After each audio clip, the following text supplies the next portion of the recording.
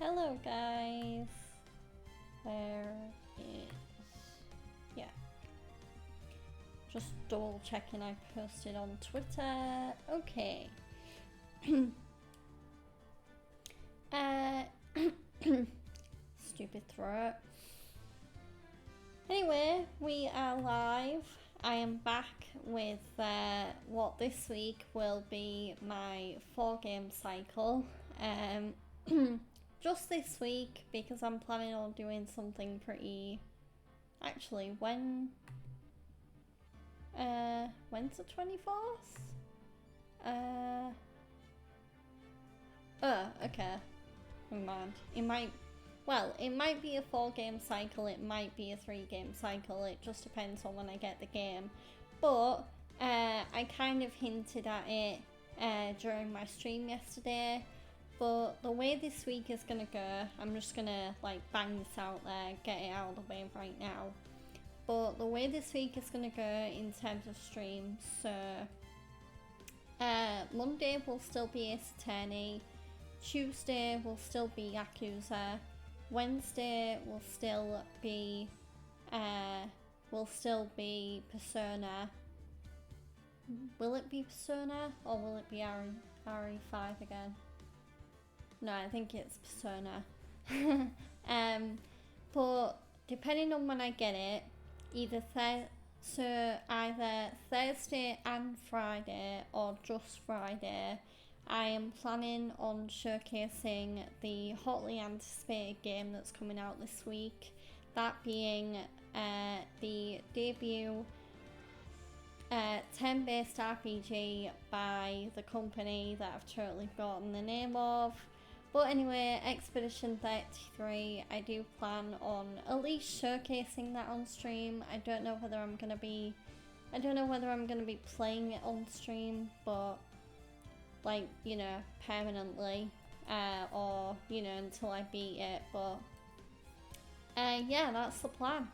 So yeah, before I get started in the gameplay, I hope everyone enjoyed WrestleMania Night 2 last night. I was kind of spot on with my prediction that it was going to be better than Night 1.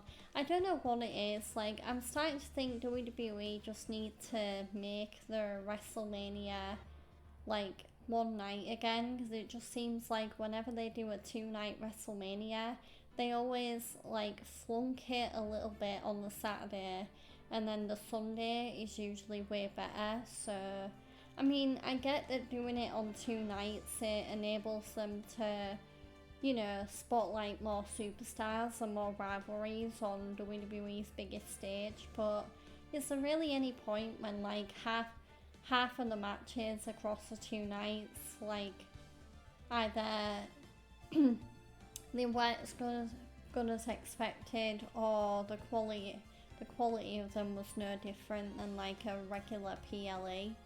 Like, yeah, so that's my view anyway. I do know one thing that also aired last night that was also undisputedly amazing was episode 2 of The Last of Us season 2.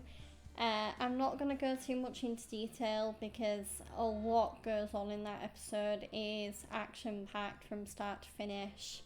But the ending may make you cry, it may make you want to go into therapy. Yeah, it's very brutal, very heartbreaking. If you've played the game, I'm basically kind of confirming that the big thing that made everyone kind of hate the game a little bit. Yeah, unfortunately, that does happen in the show, and in the show, arguably in some ways, they make it even harder to watch because they do change the scene a little bit from how it is in the game, and the changes just make the scene even more heartbreaking. So yeah, but even though the ending is a real gut punch, the rest of the episode felt like Game of Thrones, circa season 4, season 5, like Battle of the Bastards. very strong language there, error. Yeah, it felt like peak HBO content. And I mean, Gabriel Luna, who plays Tommy in The Last of Us, he put it best in the making of featurette that came out along with the episode. But he basically said, when he looked at the script for the episode, he said, if we do this right, it's going to be a legendary episode of television. And I think they did do it right, and it is going to be, in my opinion, it's definitely up there as one of the best episodes of The Last of Us. So yeah, I highly recommend checking it out. All of the actors in that show absolutely kill it. I think Caitlin Dever, Pedro Pascal and Bella Ramsey already should be nominated for Emmys just for that episode alone, because holy moly do they kill it. No pun intended. Oops. But yeah. So yeah. Okay. I think I'm done talking about like random pop culture stuff now, so I'm gonna get on with the game.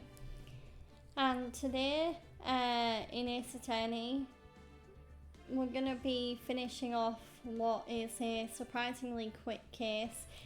I mean, honestly, the case we're on right now, it's kind of just an interlude or like an introduction case for what I think. So the next case after the one that we're doing right now, I think the next case after this one is the last case in the original trilogy. So I mean, depending on how quickly it takes me to beat this case and if I'm in the mood, I might even just stream until I beat the Ace Attorney trilogy. And then that would mean that if I can manage that, if I can go for as long as I think that's going to take, then what I might do is, and then what I'll do is next Ace Attorney Monday, I will be starting the Apollo Justice trilogy, because I do have all of the like trilogies and all of the games and whatnot. So yeah. Okay. Oh, I need to breathe. I feel like I've been talking non-stop for I've been talking non-stop for nearly 10 minutes. But yeah. I may be taking a few drinks at first, just because I ate not long before the stream. So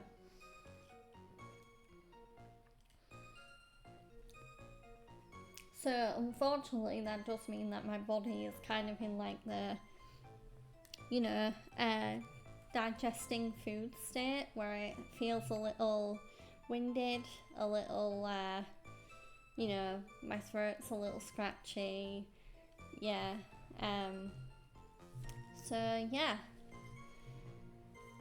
Oh, anyway.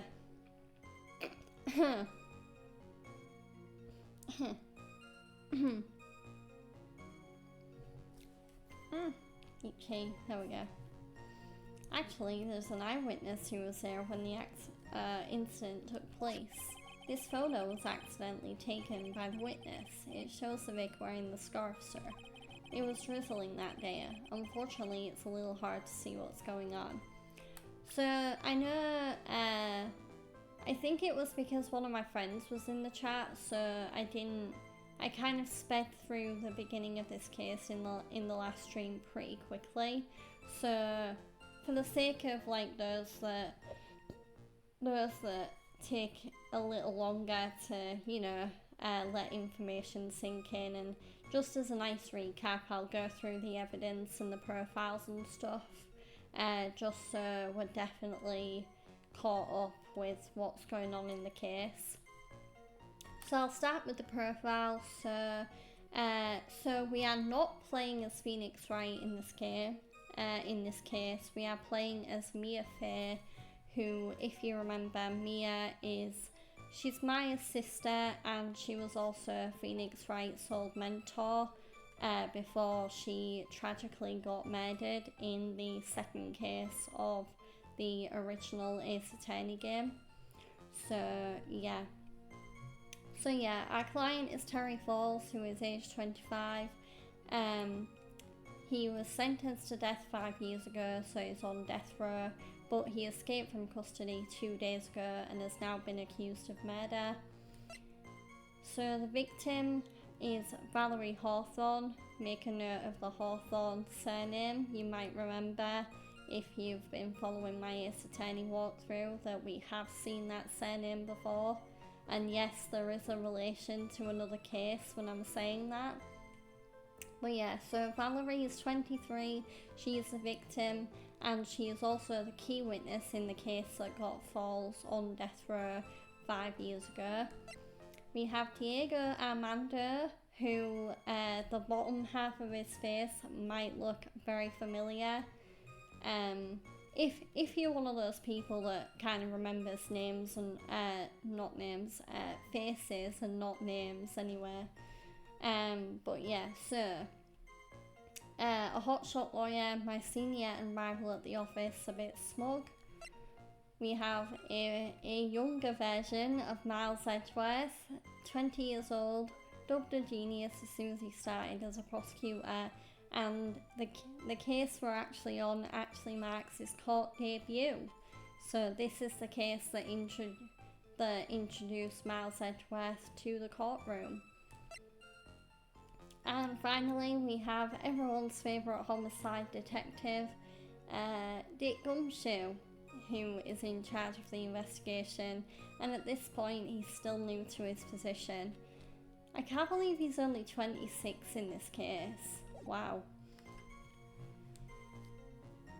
And then for the evidence, we have Mia's attorney's badge, which at this point in the timeline of events, it's brand new, so she must have just become an attorney at this point. Then we have Valerie's autopsy report. She was stabbed with a knife in the back and she died from blood loss between 4 and 5 p.m. Oh, why did I just hear a bang or a knock? I'm hoping I was just imagining things and that whatever it was will like go away. It might have just been like my wire smacking against something. But yeah, I heard. That's the thing with these headphones, is that they muffle a lot of noise. So like when I'm hearing a game or watching something and I hear something else, I do get that sense of paranoia where I'm like, wait, was that the game? Or was that something outside of the game? I'm just gonna assume it was nothing and move on. But anyway. Dusky Bridge map. Bridge is located 40 feet above Eagle River. This is the map. Fucking itch. But yeah, so there's Eagle River, there's the bridge, which as you can see is very broken, and we have 5 yards. Why does that matter? Pardon me. We have a victim's note which contains confidential police materials. She said, so this is a call or a message she got from Terry Falls. Falls, 4:30 p.m. at that bridge. Wear white scarf for ID. Talk to Dahlia. Tell her this time the whole truth must come out. Okay, crime photo. So this is Dahlia's body. Not Dahlia's body, Valerie's body in the back of the trunk that Terry Falls put her in. And then we have a scarf, which was the scarf mentioned in the report that was worn by the victim.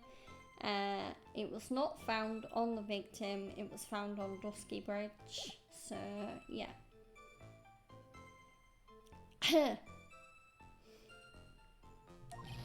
Anyway, the criminals shoved the victim down from behind and stabbed her in the back. That must have been when the scarf fell off.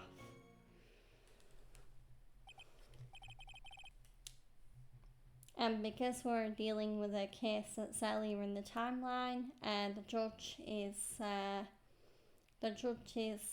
not the same judge. The judge is the brother of the other judge. God damn it. Stupid,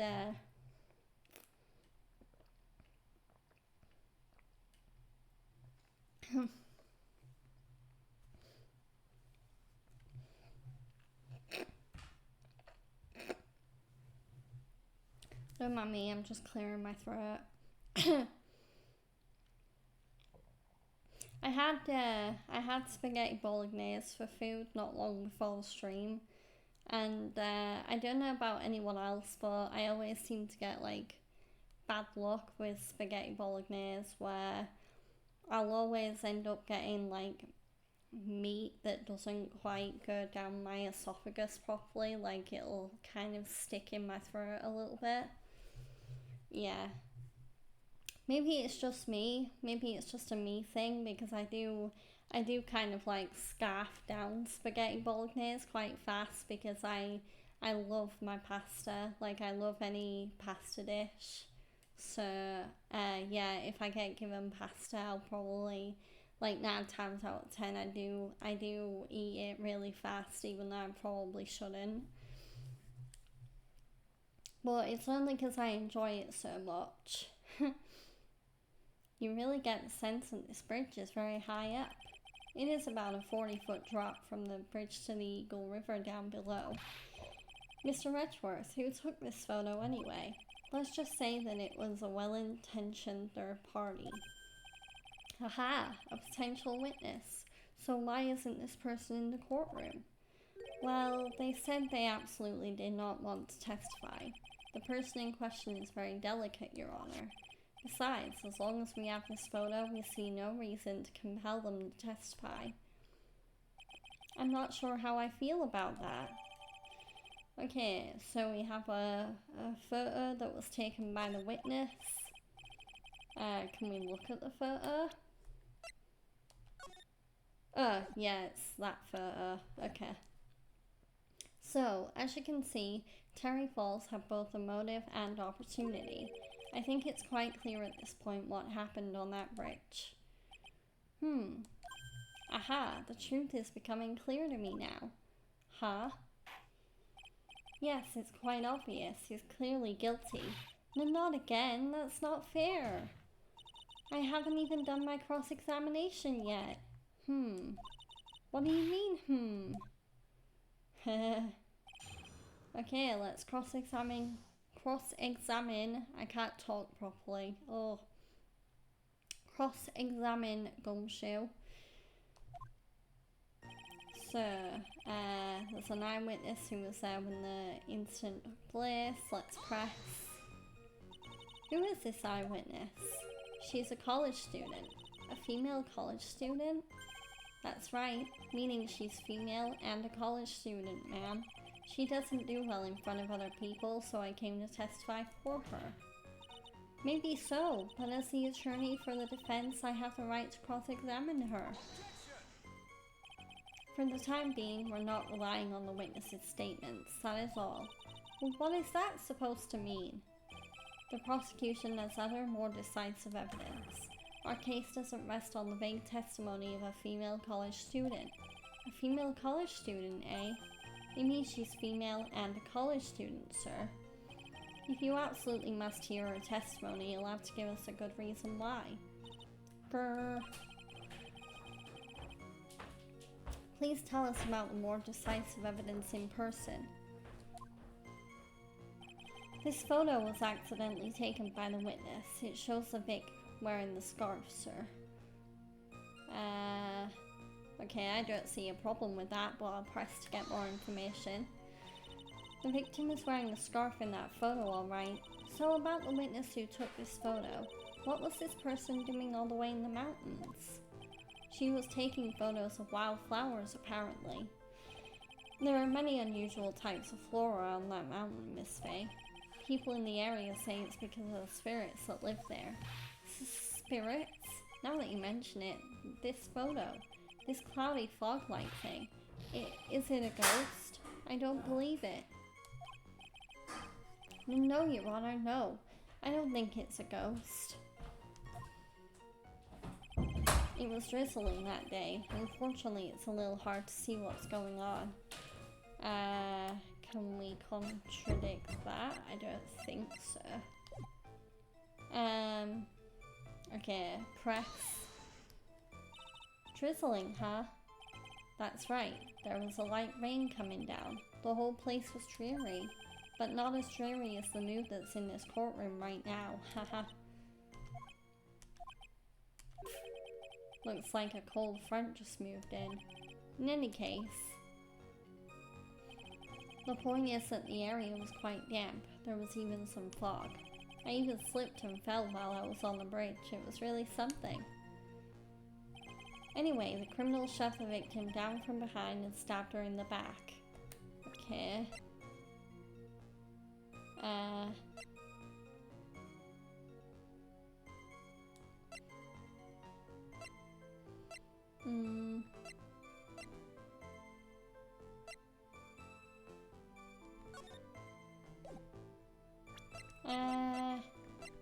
I'm just looking in the evidence just to make sure. Where's the crime photo?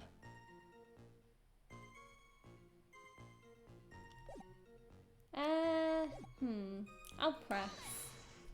I don't want to jump the gun and, like, mess something up. Is that part of the witness's testimony as well? Of course it is. He pushed the victim hard in the back and she fell down right on her stomach. I remember that happening once myself. It was really brutal. Are you talking about seeing someone get pushed, or were you the one getting pushed? Or does it mean that you pushed someone down like that once? With his mind-boggling tales and the way he said brutal, I wonder if he's Canadian. Ha! Save your nasty look for the right person. Huh? Take a look. Poor baby. The court record seems to have wet itself. Hey, watch where you spill your coffee. Court record, huh? Maybe my intuition was right then, because I was kind of considering whether to present the crime photo, because if you look in the crime photo, there's no, if someone gets stabbed in the back, then usually the blood would seep through to the front. At least that's how it looks in like TV shows and stuff like that. So yeah, I think there's a contradiction here. Yay! I trusted my gut, thank God. So, at the time of the crime, there was a light drizzle coming down, correct? Yeah, and fog too. Just a generally soggy atmosphere. I mean, it's kind of like that here in the UK. Oh, shit. I just realized I need to do something with OBS. It won't take a second. Because, there we go. There we go. Okay. There we go. Okay, so. Oh, stupid tissue. Yeah, I did some experimenting with Stream 200 and, cause, I didn't know whether my, my gameplay screen is like too big at times, so I wanted to see if it would look any better with the top shaved off a bit. But yeah, obviously in some games it looks a bit weird because, I mean, part of Gumshoe's head was cut off, so yeah. Anyway, yeah, I think I'm good.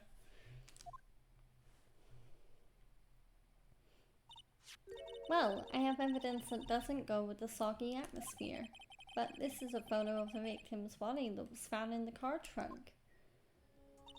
Considering the conditions at the scene of the crime, something isn't right. Well, by all means, please enlighten us as to what isn't right. What is it about this photo of the trunk that doesn't fit with the conditions that day?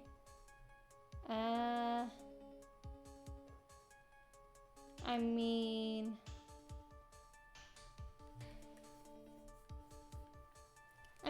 it is the victim, right?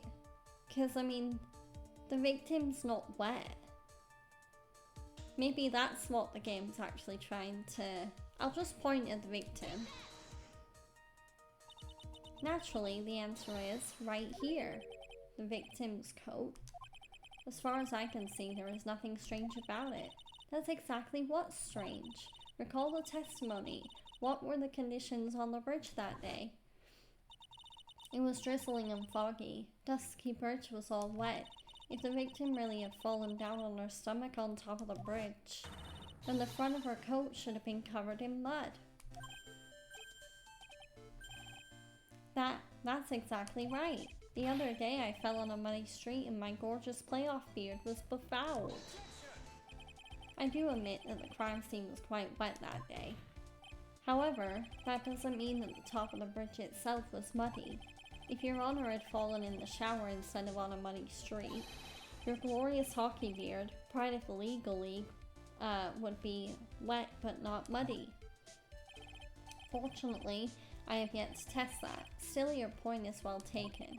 Can you prove that the surface of the bridge was muddy that day? The surface of the bridge? Huh? Ha! A real man wouldn't stand for a taunt like this. Neither would a real woman. Of course I can. Here is the evidence that proves the surface of the bridge was muddy. Come on, this is easy. What is that on the scarf? That is clear. It can't be blood because the victim was stabbed in the back. So I think that is mud on the scarf. The evidence is this scarf.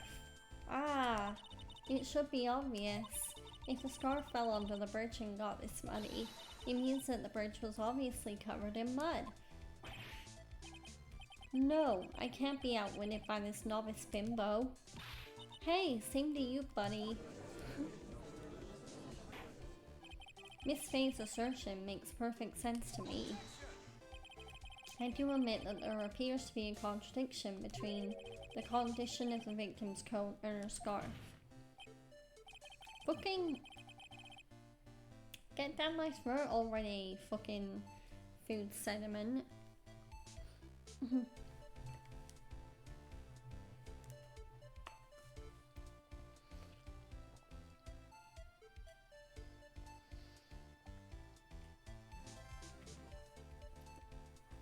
There we go. However, the real question is, why is there a contradiction? Huh? For every contradiction, there exists an explanation. Let's look at what the explanation in this case may be, shall we? Alright, it's not like he's really giving me a choice here. Ha! You're doing pretty well for a little kid. Mr. Armando! No matter what he says, a contradiction always comes down to a lie. It's either the victim discovered in the trunk,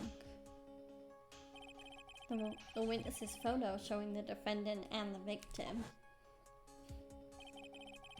or the witness's testimony that states she saw the moment of the murder. Just relax and think it over. It's pretty simple, isn't it? The false evidence, it's one of those three. What you said just now, I'm not sure I like that. Then that wasn't me, Your Honor. It was a coffee aficionado over here that said it. This court is not in the habit of accepting false evidence, you know. Blame it on him, Your Honor. He's the one trying to slip false evidence into court. But we won't let him. We'll expose his evidence as the flimsy scam it really is. Yeah, the false evidence in this case is the... I think it's the witness's testimony.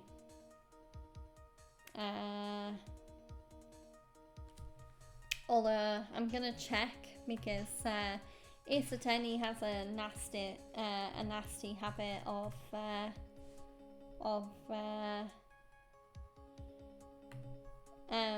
you know, not allowing you to like redo a choice if it's wrong. Like it kind of just takes you down the wrong path. So yeah, let me check. Doobie doobie doo.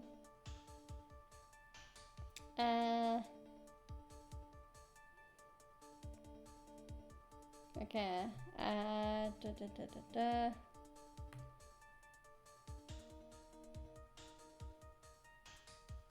Yay, I was right. Okay. I was right. Let's go. But yeah, good thing I checked. Just in case. It is a no-brainer. Obviously, it's the witness that's suspicious.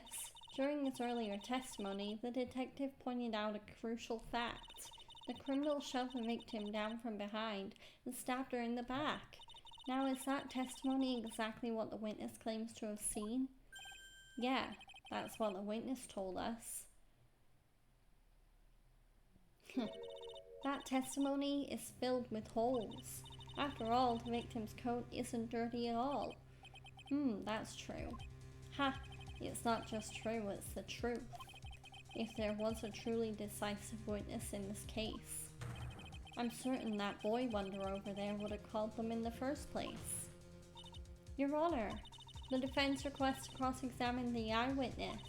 The testimony presented so far is not only vague, but contradictory as well. Well, Mr. Edgeworth, it appears that we'll need to hear from your mystery witness after all. You should brace yourself for the brutal truth. Huh? Your Honor, the prosecution has no intention of hiding the witness from the court. We are prepared to present our witness at any time. Very well, please bring forth your witness at this time. What Mr. Edgeworth said kind of worries me. What does he mean by the brutal truth?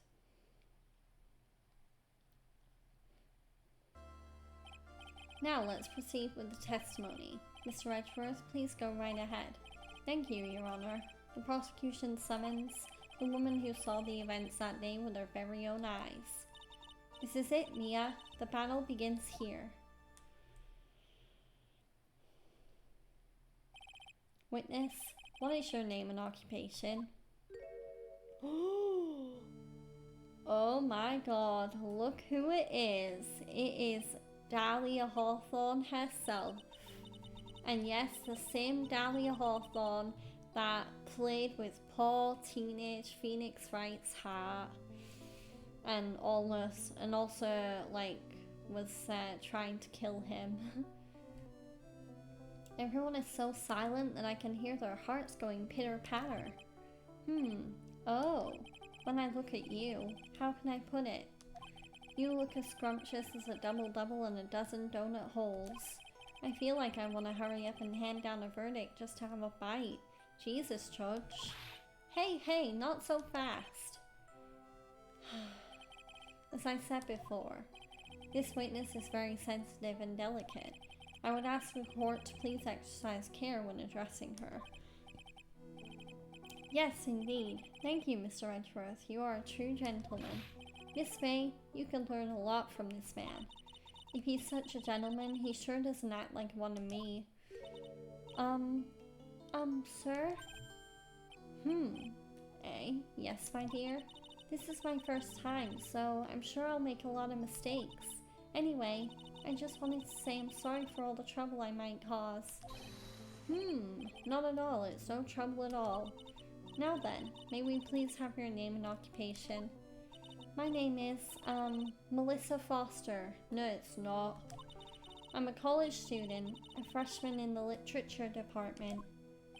You were on the scene when the unfortunate event occurred, correct? And you were the one who took this photo? Is that accurate? Wow! How can you be so mean? Now see here, what are you doing shoving that in her face like that? Huh? But it's just a photograph. It's not like it's something dangerous. Next time I'll be forced to penalize you. Uh-oh, I don't like the turn this has taken. Huh? Is she staring at me? And you would be... Huh? I'm the defense attorney. My name is Mia Fey. I see. So you are... Now then, young lady, could you please give us your testimony? Yes, Your Honor. I'll do my best. Okay, let's hear Melissa's testimony. I was using my camera to take some pictures of wildflowers. Then I noticed there were two people standing up on the suspension bridge. Suddenly, they just started fighting. That's when I hurried and took the photo that shows the crucial moment. And right after that, I called the police. By the way, where were you standing when the incident occurred? I believe the map would be of help here. I was standing right over here. I was standing in a beautiful field surrounded by tall cliffs. So you took the photo from that location, eh? I brought the camera I was using at the time, just like Mr. Edgeworth asked me to. Ho ho ho, what a cute camera, just like its owner.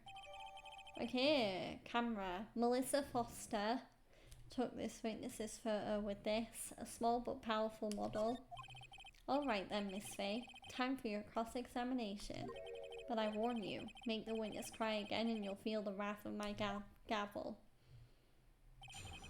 Okay, let's cross-examine Melissa. Okay, press. Did you say wildflowers? Yes, the mountain is famous for its beautiful spring wildflowers. But it's only February. Well, I couldn't wait for spring to come. Ho-ho, I know just how you feel. It's just like when I first started growing this glorious beard of mine. I just couldn't wait, so I wore a dyed blonde Santa beard until mine grew in properly.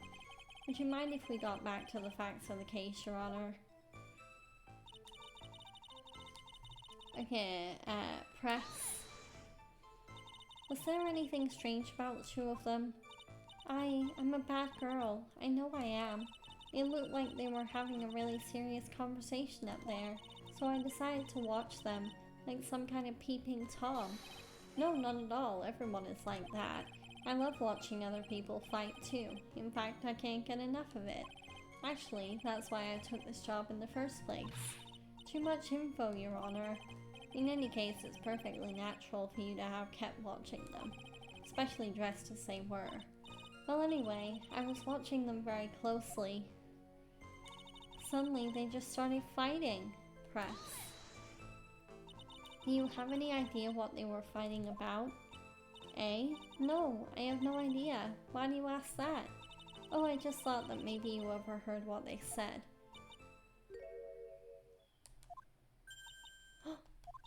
I would never eavesdrop.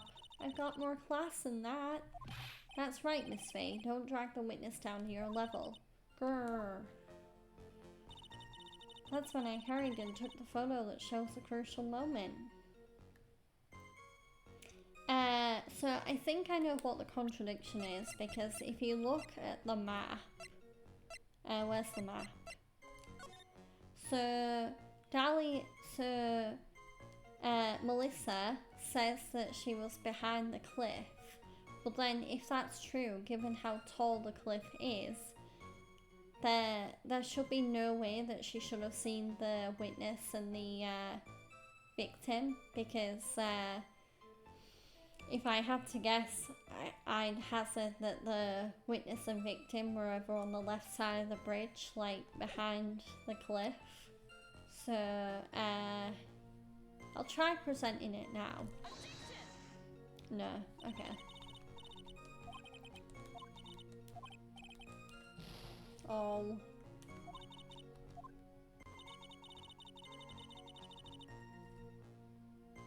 Okay, press.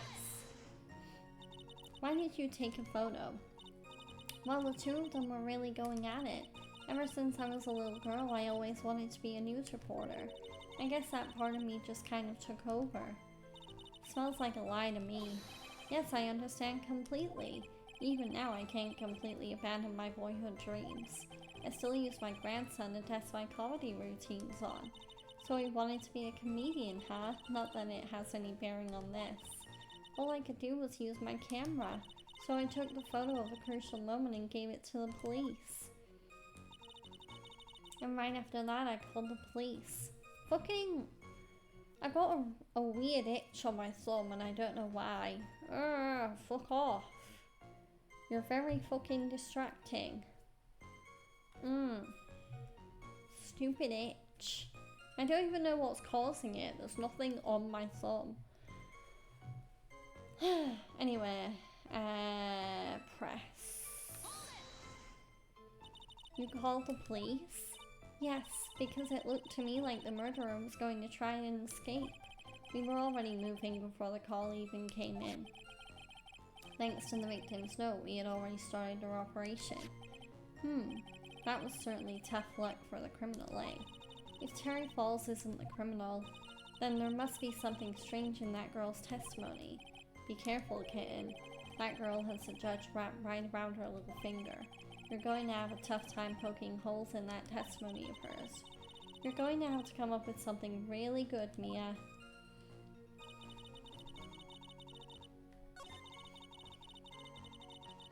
Okay. So it has to be the map because I remember that I did have to present the map for a certain statement. So maybe it's this one. It's definitely the map. Oh my god. Or maybe I'm jumping the gun again, but I can't think of anything else. Okay.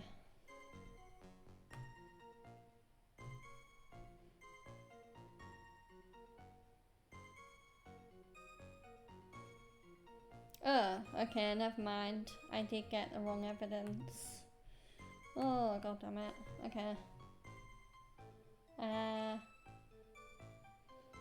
Of course I did jump the gun. So, let me... 1, 2... 4.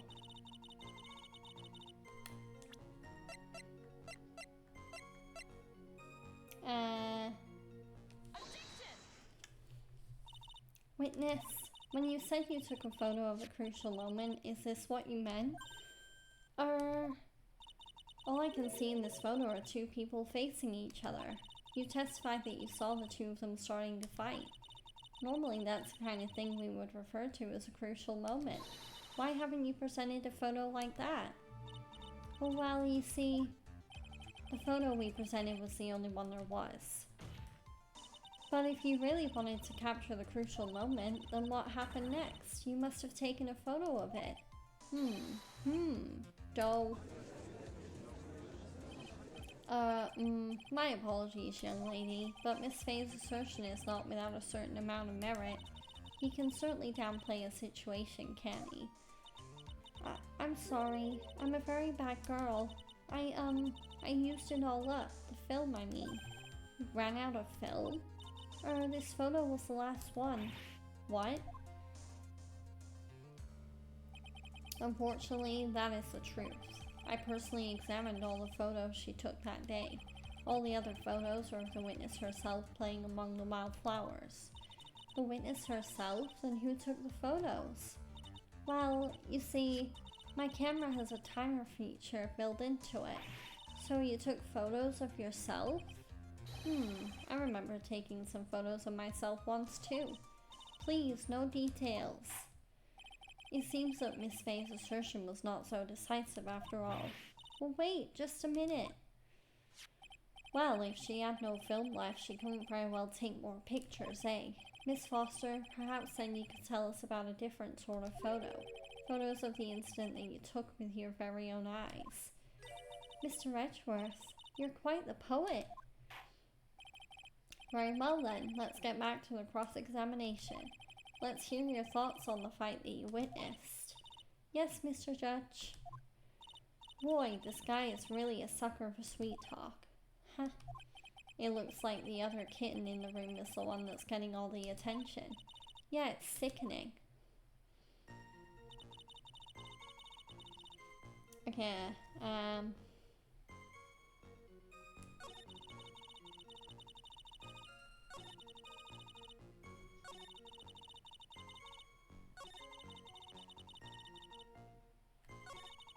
okay, so it looks like there's 2 new statements. So, yeah, so there's 2 new statements. So let's press. The victim, why do you think she tried to run away? With her police training, she certainly knew better than to turn her back on a criminal. This was a large, powerful man with a knife. If it had been a quaggy woman like you, I'm sure she would have acted differently. Quaggy? Why you? If it had been me, I probably would have jumped into the river. There's still something wrong with this testimony. Okay, press. So you're saying Sergeant Hawthorne was unable to get away from him? Well, it's a narrow bridge and it was swaying back and forth. If you ask me, both of them were in danger of falling off. I only wish I could have done something to help her. That seems to make sense. I wonder about that. Something seems kind of off. Ha, does it now? You have a good sixth sense. When you feel that something's off, that's when you need to figure out why. If Terry Falls isn't the criminal, then there must be something strange in that girl's testimony. Be careful, kitten. That girl has a... yeah. Okay, so,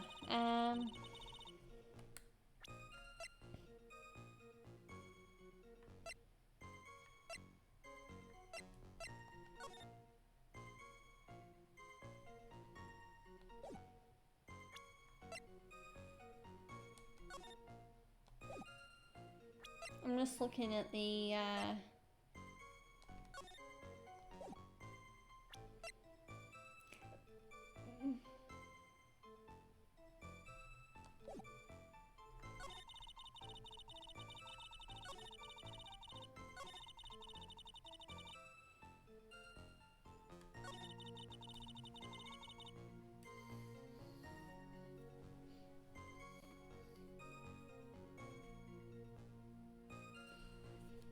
oh gosh. Go away, stupid viewer bot. Okay. I wonder if this is where I present the map, because let me look at the photo. Okay. Yeah, it's hard to tell where, because I'd imagine if the witness turned around, then she wouldn't be able to cross the bridge, because maybe that's where. Okay, so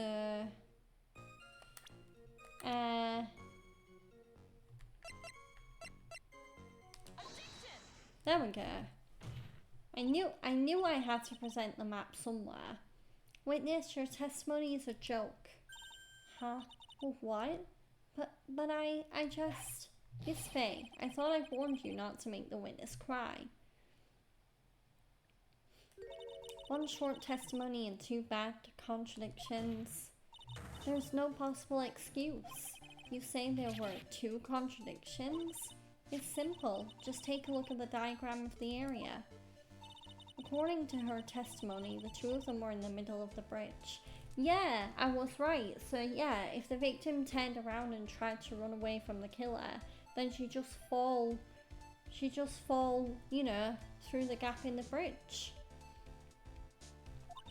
But if they were, and the victim had turned around and tried to run, well then, she would have hit a dead end. You said 10 yards, but she couldn't have ran even 5, because Dusky Bridge has collapsed on that side. Wow! Well, what does this all mean? It's very simple, Your Honor. This charming little witness told a charming little lie. That's all there is to it. This beautiful young lady has been lying to the court. Just a moment, Your Honor. Mr. Edgeworth. Your Honor, allow me to personally apologize for the confusion. Well, what do you mean? There's one major mistake in this diagram. What did you say? What are you referring to? It's all because this diagram was made after the incident occurred. It's a very old bridge. We couldn't find any official blueprints of it. So you're saying... I'm saying that even though this bridge is currently in disrepair, there's no evidence that can prove that the bridge was broken during the incident. That's ridiculous. You can't actually tell the condition of the bridge from this photo. Yeah, that's what I was kind of alluding to. I apologize to the court for not being more clear when I presented the evidence. Ha, that guy is good. Huh? What do you mean? He planned it from the beginning. He's a genius, alright. That diagram of the bridge was his insurance policy. What? That coward! Well, Miss Faye, it seems you've once again made a reckless accusation. I'm so sorry. I should have been more careful myself. No, it wasn't your fault at all. Now then, shall we go on with the trial? I'd like to establish once and for all what it was that the witness actually saw. Indeed. All right, young lady. May I ask you to please proceed with your testimony? But it's so hard to go on. We're all on your side, Miss Foster. There's no need to worry. Just tell us what you saw. Yes, sir. Okay, a new testimony running from the crime. Did you put the heating on? Okay. After he stabbed her in the back, he quickly picked her up in his arms. Then he carried her over to the car. I suppose that was the only way he could make sure the body stayed hidden. He couldn't just leave the body on top of the bridge. Oh, I'm sorry. I'm only supposed to talk about what I saw. Witnessing such violence must have been difficult. Yes, sir. I'm still shaken up. If he accepts his testimony as it is, we're finished. Don't say that. Oh well. Maybe I'll stop off at my favorite cafe on the way home. They make a really great mocha latte. This trial isn't over yet. Ha, that's what I like to hear. Alright, Miss Faye, your cross-examination if you please. The contradiction is staring you right in the face, Mia. Go on the attack. Okay, so... after he stabbed her in the back, he quickly picked her up in his arms. Press. Are you saying that the victim didn't fall down on the bridge? Actually, maybe she did fall. Of course she didn't fall down on the bridge. If she had fallen down, this photo wouldn't make any sense. If that was the case, her coat would have been all muddied. If you don't mind, I was asking the witness. No need to be so rude. Well, young lady. Of course she didn't fall down. The man in the prison uniform grabbed her before she could. Ha! We're one step too slow. And then what did the defendant do after that? Then he carried her over to the car. Press. You personally witnessed that? Yes. Did anything strange happen when he did that? Well, I don't know if you call it strange or not, but that's when the victim's scarf fell off. You mean this scarf? Her words match what we found at the scene. I don't see any problem. I suppose that was the only way you can make sure the body stayed hidden. Press. You mean the defendant carried the body all by himself? Yes. Considering the size of the defendant, I don't think it would be difficult. Yes, but let's remember they were on a narrow bridge that was ready to collapse. Is it even possible for him to have carried a dead body on a bridge like that? Well, the fact of the matter is that he did. That kind of talk is just silly. Wow, why did he get so emotional all of a sudden? Miss Faye, if you think there's some other possibility, please share it with the rest of us. Okay, press. Why do you say that? It's already a broken down bridge hidden away in the mountains. Doing anything more to hide the corpse would be going overboard, wouldn't it? Yes, but that mountain is famous among hikers. A surprising number of people go up there. But it's February, right? And it was raining that day, correct? There is also a small temple and a channeling dojo there. You know those monks, they just love cold, isolated places. I think the witness is trying to say that the corpse could have been found at any time. Besides, the witness is merely reporting what she witnessed with her own eyes. Okay,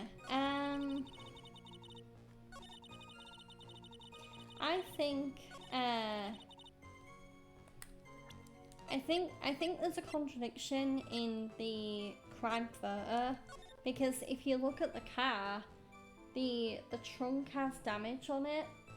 I can't confirm when that damage was done, but if my theory is correct, I think that wasn't Falls's car, and he broke into it, and yeah, but he broke into it when he was supposedly carrying the victim, so he wouldn't have been able to.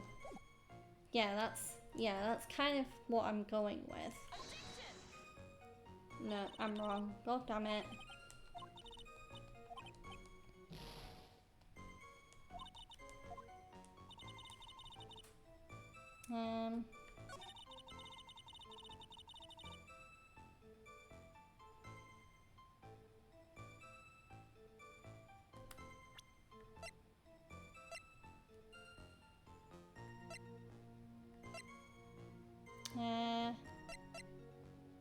Well, maybe the map again.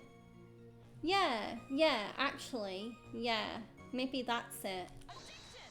Yeah, because there was another way the body could have stayed hidden, because, I mean, Melissa was talking about how the body could have just been left on the bridge, but we're talking about a bridge that was 40 feet in the air, so clearly the killer or the defendant could have easily just chucked the body like into the rapids below, and then it would have washed away. A killer not wanting his victim to be found, I can understand that. However, the idea of moving the body for that purpose is clearly odd. There was a much easier way to make sure the body wasn't found. Well, what is it? Take another look at the map of the area and you'll see how. There's a river right below the bridge. Earlier, Mr. Edgeworth pointed out something interesting about the river. For those who are not aware, Eagle River is well known for its powerful current. Most bodies that fall in are never recovered. Ah! In the kidnapping case 5 years ago, the victim's body was carried away and never found. If 10 murders were to occur at that same spot above the Eagle River, you can bet your boots that every other killer would have tossed the body in the water. Order, order, order. I'm not sure if I care for the way you put that, Miss Faye, but I must admit it does seem odd not to have thrown the body into the river. Ooh. Well, Mr. Edgeworth, how sad. Perhaps Miss Faye would do well to try taking a dip in the river herself. After all, you claim to be such an expert in the ways of nature. What are you talking about? My point is that no matter how odd you may find the killer's method of body disposal, the fact is that this is what the killer did. None of your arguments have anything to do with what the witness saw. Quite true. Miss Faye, it seems that your assertion is without merit after all. But what the witness claims to have seen is totally ridiculous. Surely you can't deny that the body was found in the trunk of the car. That's certainly consistent with what the witness has told us. Ugh. Please, witness, go on with your testimony. I'll try. All you have to do is tell us only what you saw. Otherwise, the mean lady might yell at you again. Who is he talking about? Alright, I'll do my best.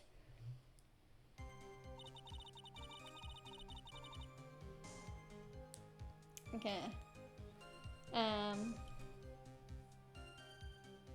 Is there a new testimony again? The killer broke into the trunk of the stolen car and hid the body in there. Oh, so I was right about that, but it wasn't a contradiction. Okay. And hid the body in there. He couldn't just leave the body on top of the bridge. Oh, okay, so...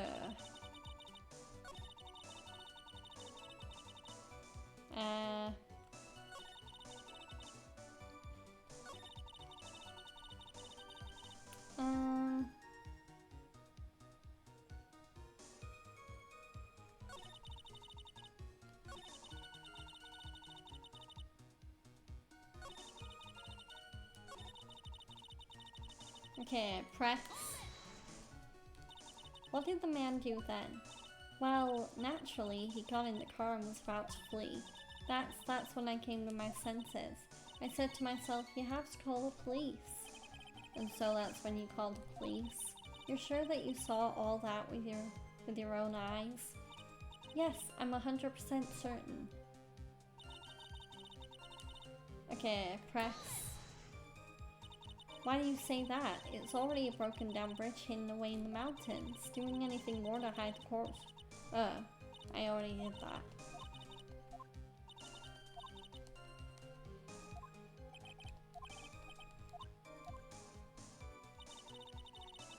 So yeah, there's a new statement, so I'm guessing I need to present something here.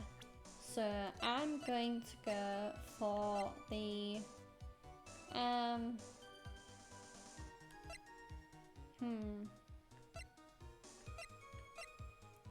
I mean, maybe the crime photo, I don't know. Camera, witnesses photo, scarf. Yeah, I'm gonna go crime photo. No, never mind. Oh.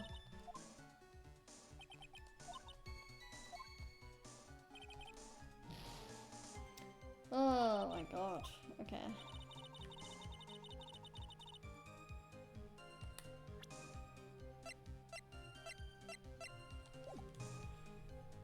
It's getting to the point now where I'm gonna have to check my answers, like, okay,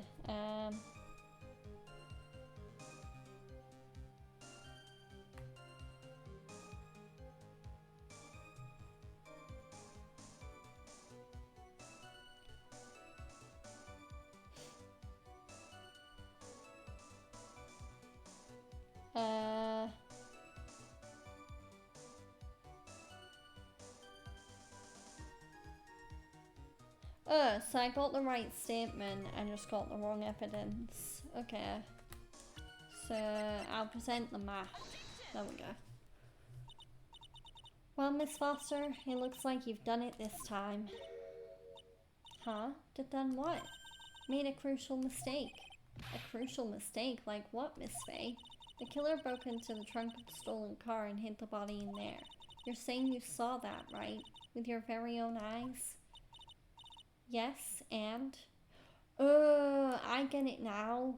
Yeah, she can't have seen it because, right, let me explain before Mia does. So, where's the map? So, Melissa says that she was behind the cliff. But yeah, this is where I initially thought I needed to present the map a lot earlier on. But yeah, so Melissa, or well, we've met her before under a different name. But yeah, so she was behind the cliff, like the veg looking thing in the middle. But the car parking area is on the other side of that cliff. So if she was on the opposite side of the cliff to where the car park is, she couldn't have seen it. So yeah, there we go. Yes, and It's simple, Miss Foster. Take a look at the diagram. The place you claim to have taken the photo from that day is here. Do you see what I mean? Even if you tried to see the car, this outcropping of rock is directly in the way. Ah! That's right, Miss Foster. From where you were standing, you could not have possibly seen the killer's car. Ah! I admit that the diagram shows a large outcropping of rock. However, it isn't so tall that it will stop her from seeing the car. But that's right. It's not high at all. I was able to see his car just fine. I'm so sorry, but that just doesn't wash. I believe it was the witness who presented this as evidence to the court, yes. This is the location that the photo was taken from. Your own photo tells the whole story. You can clearly see the left side of the bridge, but the outcropping that is being referred to is really more like a cliff. Ah! Your view should have been completely cut off by this cliff, but still you claim to have been able to see the killer's car. No! Order! Order in the court. What is the meaning of all this ballyhoo? Your Honor, don't jump to any hasty conclusions. The fact that the escapee fled in a stolen car was reported on the news. After witnessing a murder, I'm sure you can appreciate the witness was very upset. She must have heard about a stolen car and convinced herself that she saw it. But she was repeatedly warned before starting her testimony. She was told to testify only about what she saw with her own eyes. Oh. Mr. Judge? What is it? I think I must have remembered things wrong. Hey, wait a minute. You can't just say that. Miss Faye, no one on the face of the planet is perfect. Yes, indeed. Quite true. You know what they say. To err is human, to forgive divine. I'm inclined to give the benefit of the doubt to our witness here. What? That's not fair. Ha, save the tears for later, kitten. Mr. Armando, don't look back until the trial is over. Now is the time to go forward. But that wasn't fair. Okay, kitten, you need to relax. Then you need to remember the other kitten's testimony. The killer broke into the trunk of the stolen car and hid the body in there. So tell me, how did she know that? How did she know that he broke into the trunk? Aha! Well, Miss Foster, until you can explain how you knew that, you're going to have a lot of very suspicious people on this side of the courtroom. Well, witness, I'm certain that he broke into the trunk because there were marks left on the trunk lid. I'm certain they were scratch marks from when he broke into it. What? Well, let me see that photo. It's true. These certainly look like scratch marks around the keyhole. It's obvious that this trunk has been broken upon. Well, Miss Faye, are you satisfied? The judge is on her side. I can't make any mistakes here. What she just said, is there a contradiction in there somewhere? Okay, it doesn't work. Okay.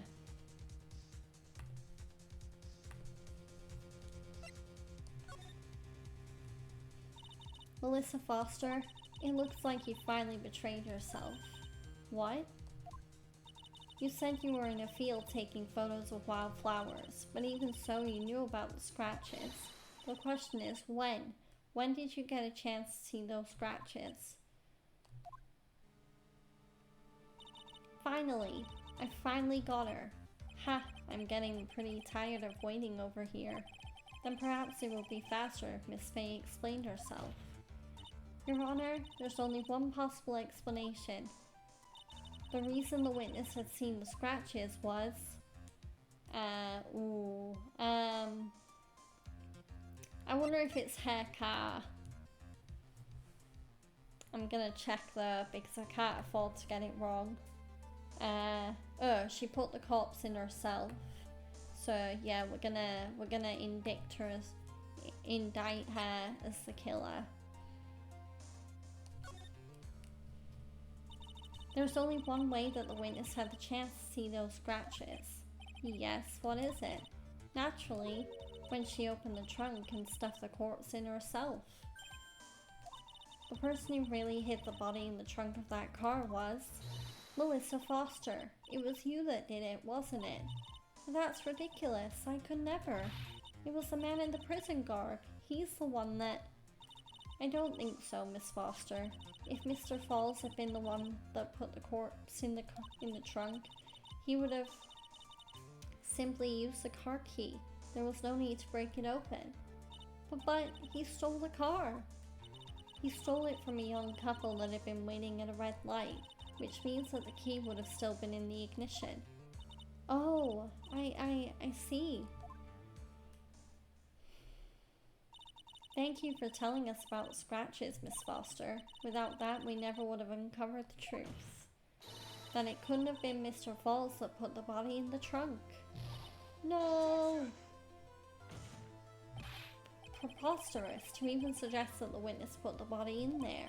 If that were true, then how do you explain the photo she took? The corpse could only have been put in the trunk when the incident occurred. And we already know that at the time she was taking photographs.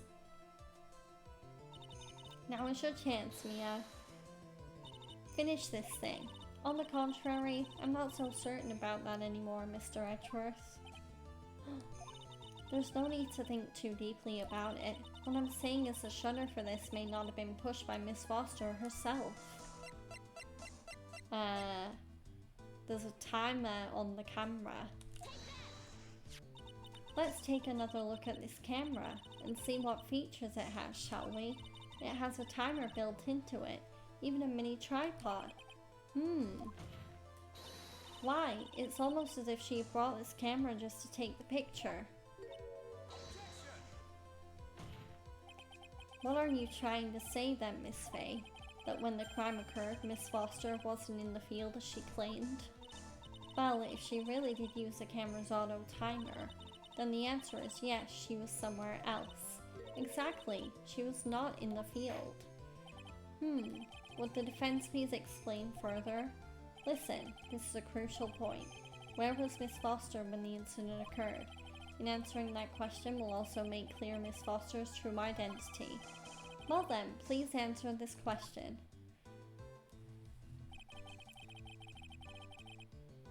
Was she the killer? I mean, that's the only way this is gonna go, right?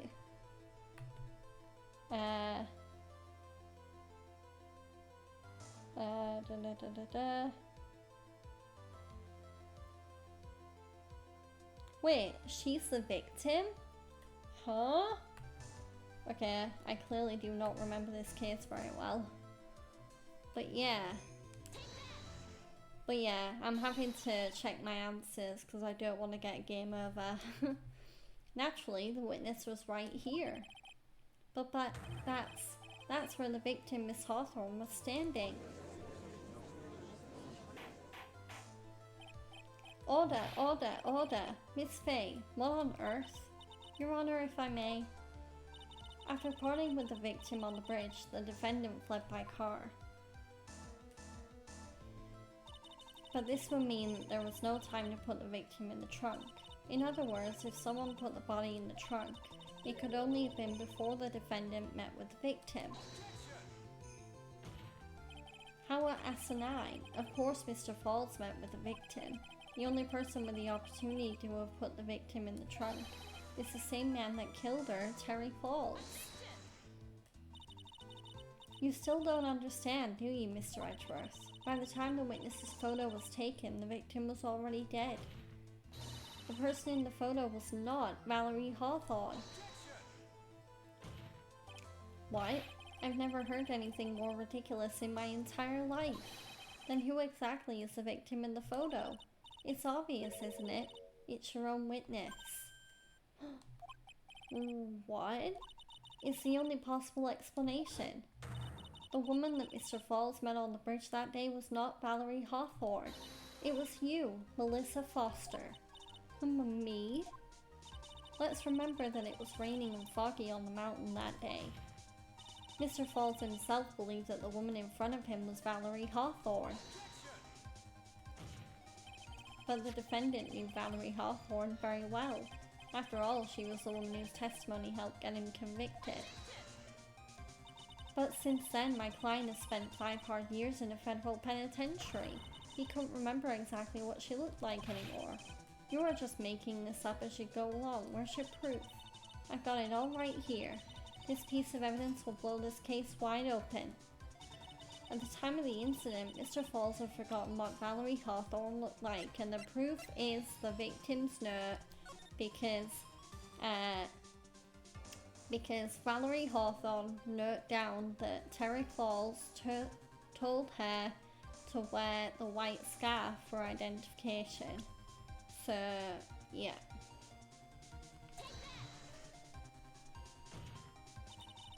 Mr. Falls had forgotten the victim's face. That's why he needed some piece of identification, namely this muddy scarf. Ah, it was Mr. Falls who requested that she wear the scarf to ID herself. That's already been proven by the note the victim left. In other words, as long as you were wearing the scarf like he asked, anyone could have pretended to be Valerie Hawthorne. Well, what do you have to say to that, Melissa Foster? No.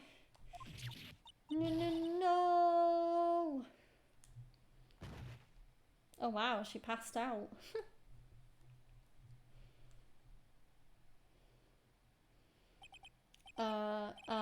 Where's Miss Foster? She's collecting herself in the lobby. It's obvious that Melissa Foster did it. She hid the body in the trunk and disguised herself as the victim. She set up the camera to snap a fake photo of them together. The only question is, why did she do it? Well, isn't that obvious? She's the real culprit. Ha. Well, we'll have to wait for Miss Foster to compose herself before we start again. Until then, this court is in recess. The defense and the prosecution are both to wait in their respective lobbies. Yes, Your Honor.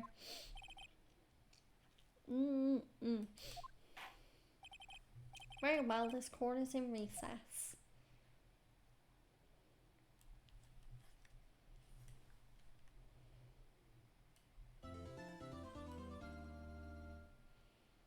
Okay, let's save our progress, because we're going to move on to part 1-2 of the trial. Here we go.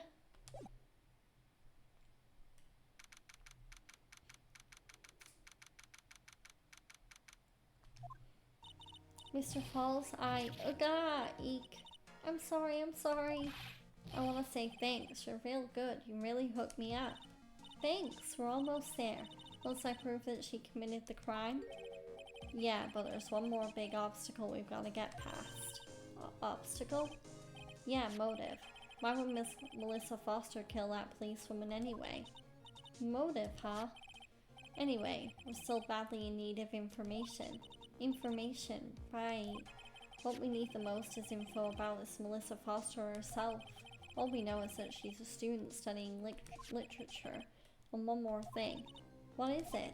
Well, the incident that happened 5 years ago, of course. The kidnapping murder case that Zebra Boy is on death row for. I didn't do nothing. I didn't kill nobody. I never lie. Mr. Falls, in that case, tell us more about it. About what happened 5 years ago. Okay, I trust you. That day 5 years ago, I dream of it every day. This picture, it reminds me of everything. Bridge looks same, just like then, 5 years ago. Like it could fall apart any minute. So it's been broken like that for at least 5 years. Huh, sorry buddy, but you sound like the one that could fall apart at any minute. It's true, I did kidnap her. 5 years ago, I kidnapped my girlfriend. Dahlia Hawthorne. Wait, he dated Dahlia Hawthorne? Your girlfriend? Huh? Hey, hold on there. Did you say Hawthorne? The victim's last name. Dahlia Hawthorne. Valerie's little sister. Wow, okay. So yeah, there's a family link between this case and another case. And maybe now that you've heard that name, it might help you guys put some puzzle pieces together, because that girl with the ginger hair is not Melissa Foster. That is Dahlia Hawthorne. So yeah.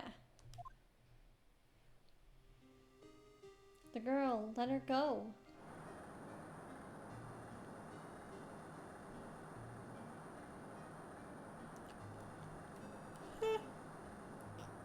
Shut up. Come closer, and I kill her. Sorry, but you're not going to get the chance.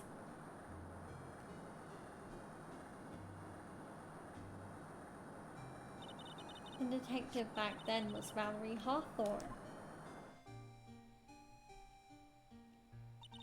At first I thought shooting someone for a kidnapping was crossing the line, but if it was to protect her little sister, I can understand why she did it.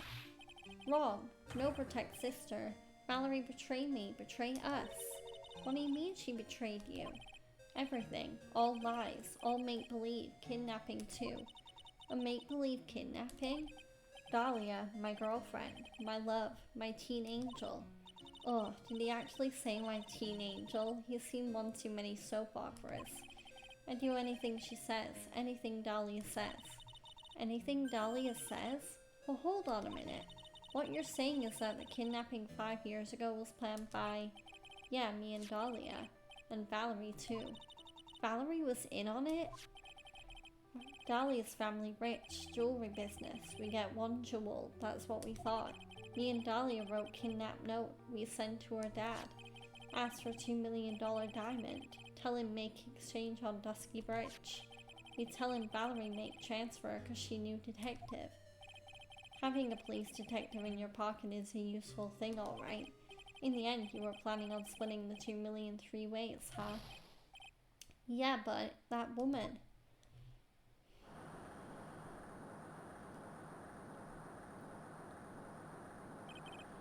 That woman, Valerie, she do it for real. She shoot at me for real, me and Dahlia. I was shot in arm. Dahlia, she jump in river.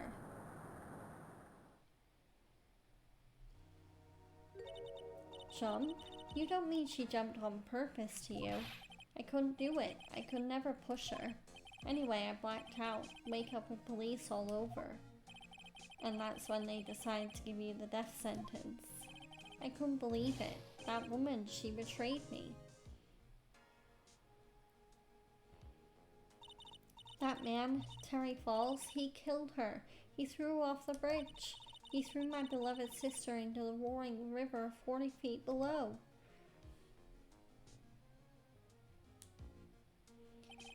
These 5 years, all I wonder is why? Why did she lie? That's all I want to know. So that's why you called her. You wanted to hear the truth from Valerie yourself. Yes, but I forget what she looked like, so I tell her to wear a scarf. I don't want to hurt her. Just ask why. Why? Why did you lie? Why did you betray me? I just want to hear an answer come from her mouth, that's all. So that's why. That's why you made a crazy escape like that. Just one thing, zebra boy. My senses are tingling all over. Tell me, Mr. Falls, where is it? Huh? Where's what? Come on now, kitten. The ransom. The $2 million diamond. Remember that now? Did you give it back to Pops? Did the police take it? I don't know. Huh? You don't know? No, really, I don't know. It's gone. With Dahlia. With Dahlia?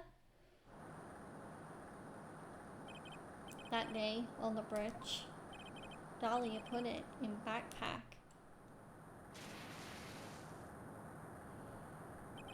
now gone with Dahlia, gone forever, into Eagle River.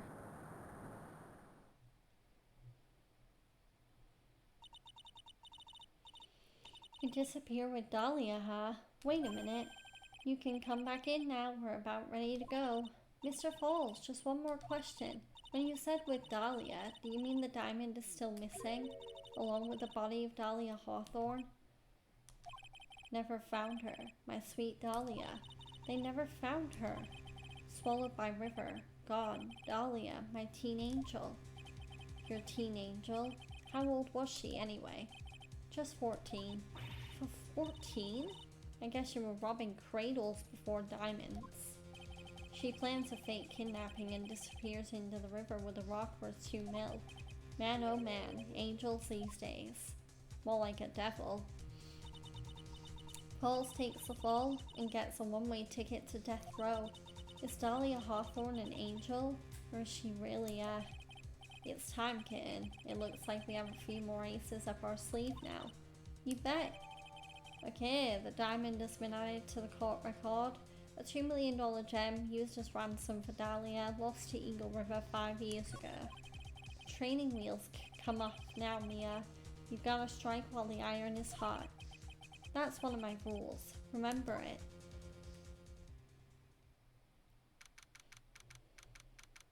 Okay, so back in the courtroom. Now then, let's continue with the trial of Mr. Terry Falls. Witness, are you feeling better? Yes, Your Honor. I'll try my best. You're a brave young lady. Not this again. I can understand a defense lawyer wanting to get her client off the hook. However, to try and pin the crime on an innocent student is... What are you talking about? My witness is not the person on trial here. She's an innocent bystander who witnessed a violent crime, that's all. What possible reason could a girl like this have for murdering a policewoman? It's certainly hard to imagine this woman as a murderer. Her motive, huh? I figured that's what I had to establish next. Well, Miss Faye, do you have any evidence of a motive? Yes, of course, I think. Ha! You're still acting as tame as a kitten. Mr. Armando, listen, a lawyer is someone who smiles no matter how bad it gets. Smiling on the outside while your guts are twisted in knots is the mark of a pro. Maybe so, but I wish you would quit grinning at me like that. Excuse me, may I speak, Mr. Judge? Of course, Mr. Judge is ready anytime you like. I'd like to say something. Some people here are suspicious of me, right? But that's why I at least wanted you, Mr. Judge, to know that it's not true. I see. You're such an honest and upstanding young lady. It looks like this witness is a real professional.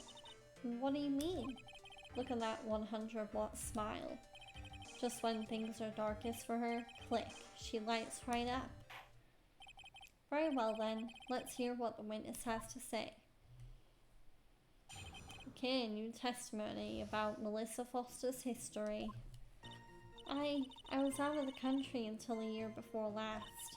Until I entered college, I had never even been to Eagle Mountain before, and I certainly don't have any reason for wanting to hurt a police officer. Holding a grudge and killing the officer who testified against you 5 years ago, or kidnapping the poor girl, I just think the defendant is a terrible, horrible monster. Out of the country, eh? Precisely. Furthermore, she has no possible motive for committing murder. Indeed. You're up to bat, kitten.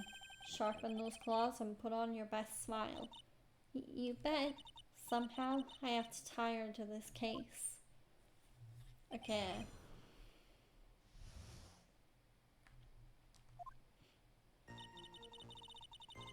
Okay, press.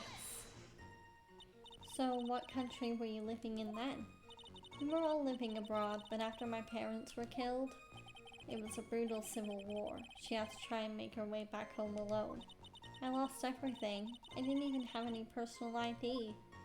What kind of sob story is this? What do I do? Should I press her for details? Um... I'll... I'll wait and see. Yeah.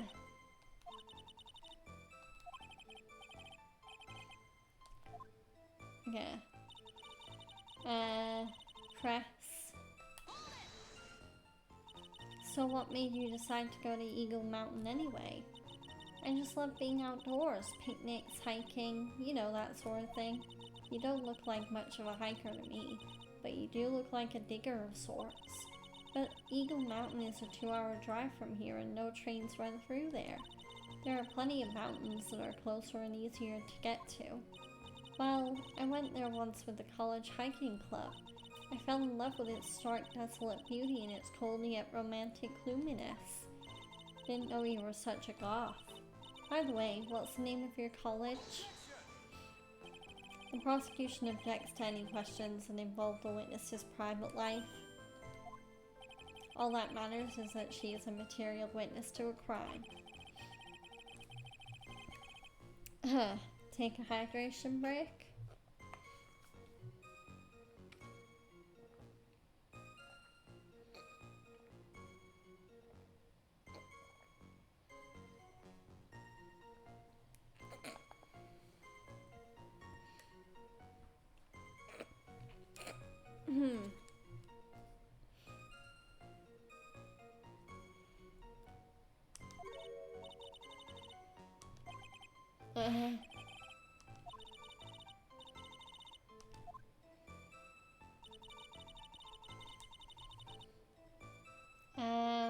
Okay.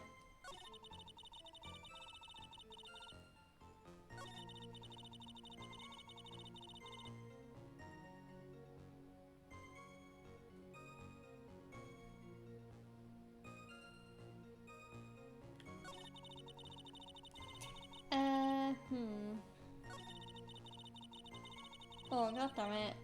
I don't want to like cheat, but like I feel like because I've been doing so bad and because I don't want to get game over, the game's kind of forced my hand because I am kind of stuck. Like, I mean, there is things I could do, but I don't want to get game over, so I mean, I'll just save just to be safe anyway.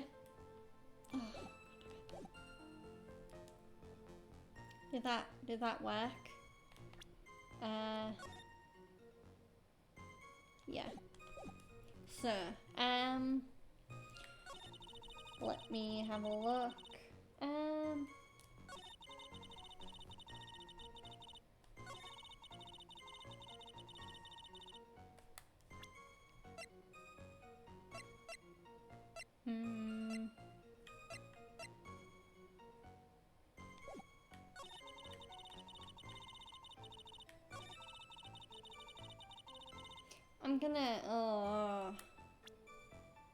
I'm gonna try. I'm kind of stumped, so what I'm thinking is we can use the victim's note. Because as well, like,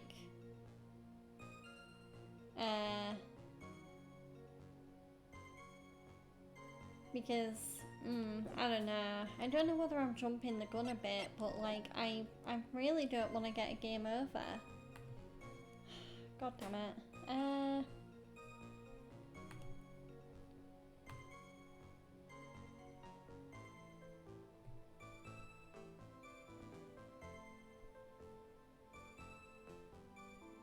Okay, so god damn it.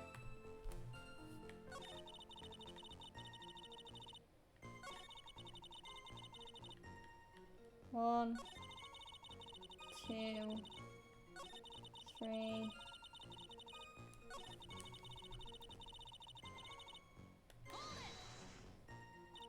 A grudge? Well, the policeman's testimony was crucial, wasn't it? Crucial in getting the defendant sentenced to death? Yes, and that's precisely why he harbors such deep anger against her. So much anger that he forgot his own guilt. My client has always maintained that he's innocent of those charges. He seems rather forgetful, your client, I mean. Not only did he forget about what he did, but he forgot the poor policewoman as well. What do you mean by that? Your client, he forgot what the detective looked like, right? It's too bad for her that he didn't forget about her testimony as well. Well, she's right about that. Mr. Falls is kind of forgetful. Press harder. You said he forgot what the detective looked like. I can't talk. What is wrong with me? Blah blah blah blah blah blah blah blah blah. Wow. I feel like I need to do mouth exercises or something.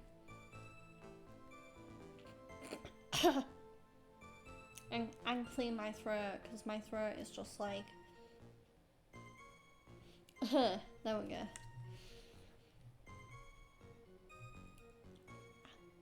You said he forgot what the detective looked like. What do you mean by that? Well, he couldn't tell who she was without some kind of ID, right? Quite right. That's why the victim was wearing a scarf as ID. Why, if I had been wearing a white scarf that day, then he probably would have tried to kill me. That's true. He is clearly a bitter man. This is bad. Mr. Falls' reputation just keeps getting worse and worse. Sometimes it's best not to poke too deep. I'm gonna have it added to the testimony. Your Honor, what the witness said just now was tremendously important. I'd like it added to the official testimony.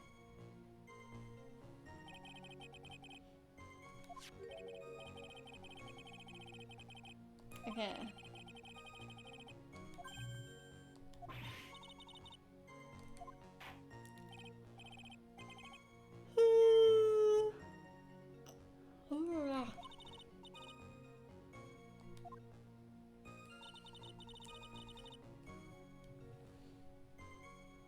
Okay, so,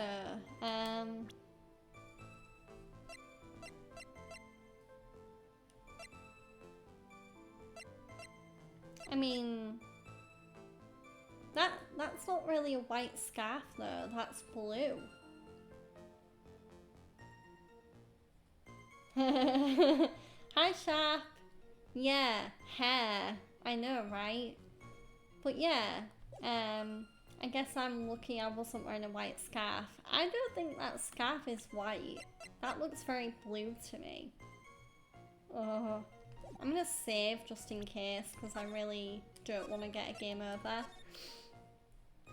So, there we go. Let me present that and hope it's right. There we go. I mean, it had to be right because, I mean, the scarf is blue.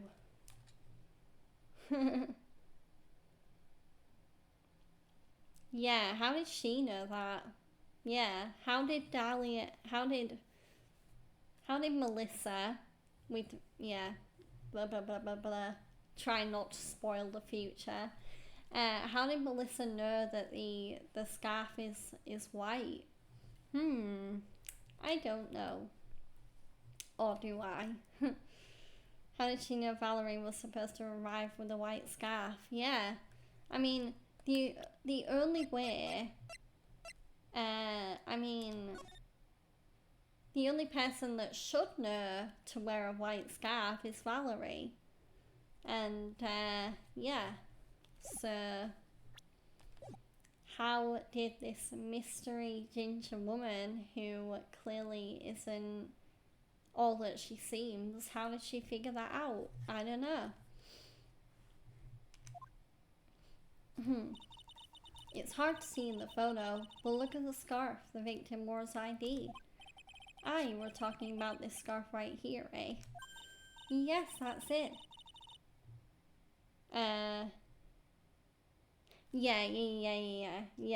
Yeah. That's what I meant. Yeah, my brain's kind of like a bit all over the place today. I don't know whether it's, I mean, I did stay up rather late to watch both nights of WrestleMania, so I don't know whether that's like catching up with me a bit. I don't know, but yeah. Okay, Okay. Yes, that's it. The scarf the policewoman was wearing. I've got her now, just don't mess up. But that's strange. In your testimony, you stated the following. I guess I'm lucky I wasn't wearing a white scarf. Well, white? This is the scarf you identified as belonging to the victim. But it certainly doesn't look white to me. Oh. Well, it was foggy that day, and it was raining as well. It's not surprising she mistook it for white. Sorry, but not this time. The witness just confirmed that this was the victim's scarf. Yep, Edgeworth, he's on the prosecution. Yes, but what's the significance? It's true that the scarf doesn't look white, but there's only one explanation for this mix-up. The reason why the witness thought the scarf was white is... Is it too early to present the note? I mean, there's no other evidence that mentions the scarf being white.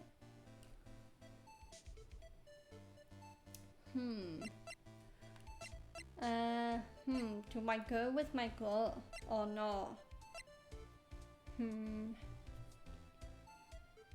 Rely on relevance, yeah. Yeah, what's the most relevant piece of evidence that I could present here? Which evidence is relevant to the point? Well, not the attorney's badge, obviously. Not the autopsy report. Dusky Bridge? Not really. The scarf? I don't know, we just presented the scarf. Witnesses photo. I mean, the photo. Maybe it's the photo because the scarf looks white in the photo. Maybe that's it. Yeah. So, yeah, because she's not wearing the scarf in that photo. Yeah, that's true.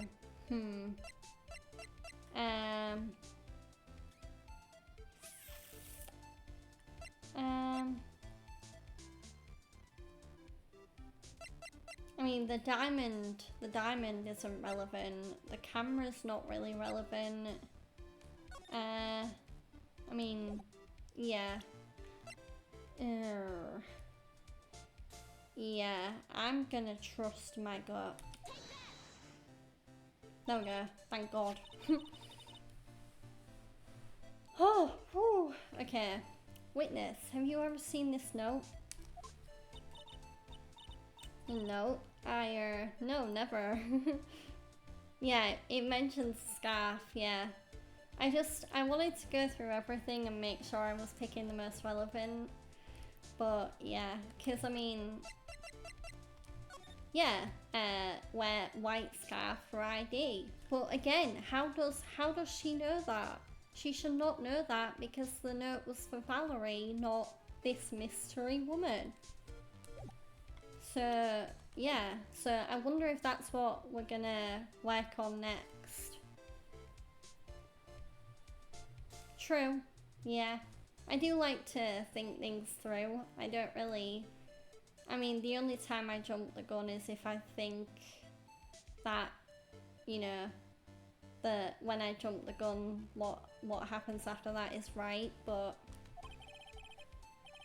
Yeah, better than brute forcing. Yeah.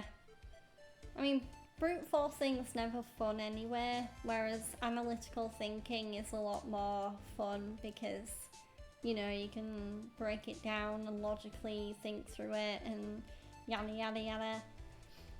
It's top secret evidence, there's no reason that you would have. I wonder about that. What do you mean? This note shows Mr. Fall's instructions to the victim regarding their... I will shout, don't worry. I'm gonna put her in prison. This note shows Mr. Fall's instructions to the victim regarding their meeting. It says, wear white scarf for ID. White scarf? Ah! I love that Edgeworth animation where his eyes just like pop out of his head almost. Witness, you knew what that note said. And it's because you knew that you slipped up and mistakenly said white scarf. Well, Miss Foster? No! Mr. Edgeworth, I'm waiting for an explanation. I'm quite sure this note wasn't linked to the public, and yet this witness knew exactly what the note said. Yeah, talk your way out of this one, Melissa. If that's even your real name. Hint, hint. At the time of the murder, the number of people that knew were quite limited. I mean... yeah, Terry and Valerie should be the only people that know. So how does this mystery person know? Surely we're gonna expose that next. And finally, one more person. Yeah, this is the key now. There's one more name that gets mentioned in that note. But in theory, this name should not be alive because she got pushed in, oh no, she didn't get pushed, but she may have taken a very cool trip into some rapids. Did you say one more person? Yeah, I agree with that. I think they should have done this case and then done the case with Phoenix. Yeah, because that makes more sense, you know, chronologically. So yeah, I agree with that, Sharp. Yeah. That's right, a person that no one would have suspected. Have you figured it out, kitten? Yep, I have, Amanda. If that's even your name now. Why there's so many people with like different identities in this case? Yeah, he looks familiar. I know, Sharp. He does. He really does. I can't put my finger on it. But yeah, the third person that knew the contents of the note was... yeah, I do present Dahlia here. I don't present Melissa. Or do I present Melissa? I don't want to trip up here.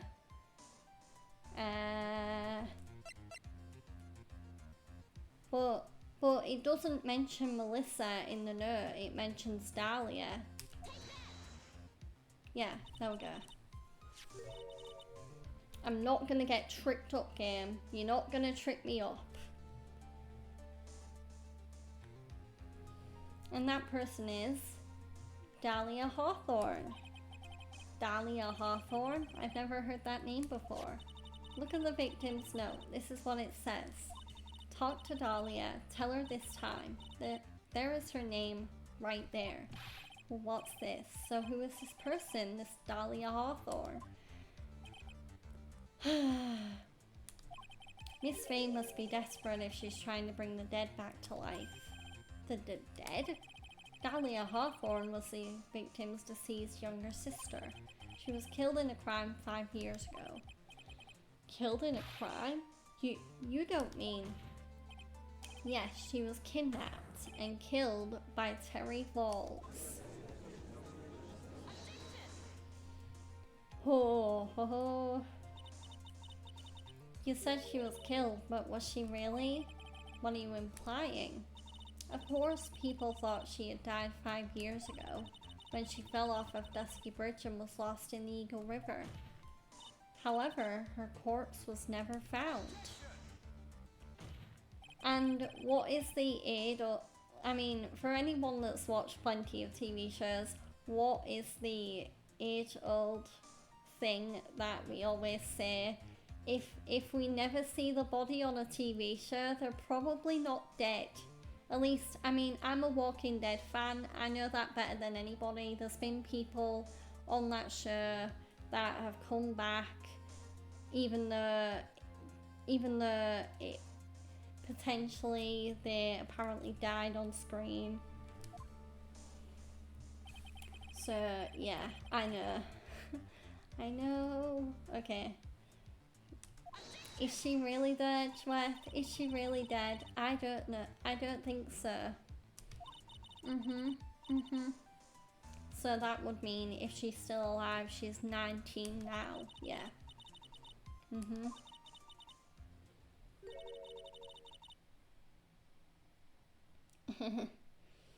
I believe that's the same age you are. Ah.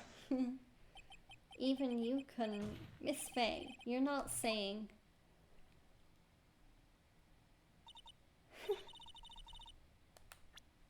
I mean...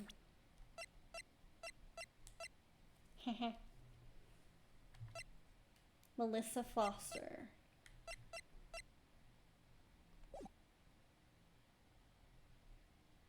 Well, at the time, yeah.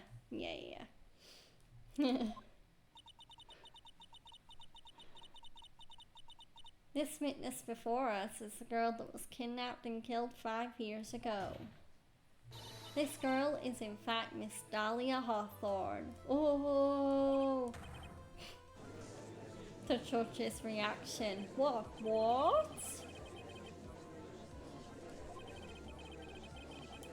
Okay. I'm just gonna, because I'm like on like my last life before game over, I'm just gonna save just to be safe. There we go.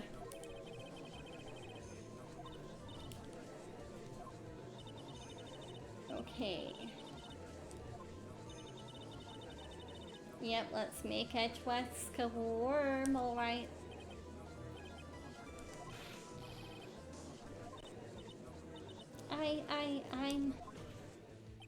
I didn't think it'd come to this. That's enough. You don't have to say any more, witness. Yes, I understand. Well, what? Mr. Edgeworth, explain yourself. Your Honor, I have an admission to make. I honestly never thought the defense would pursue the matter this far. You don't mean... Yes, the prosecutor's office isn't filled with fools, you know. Naturally, we conduct full background checks on all our witnesses.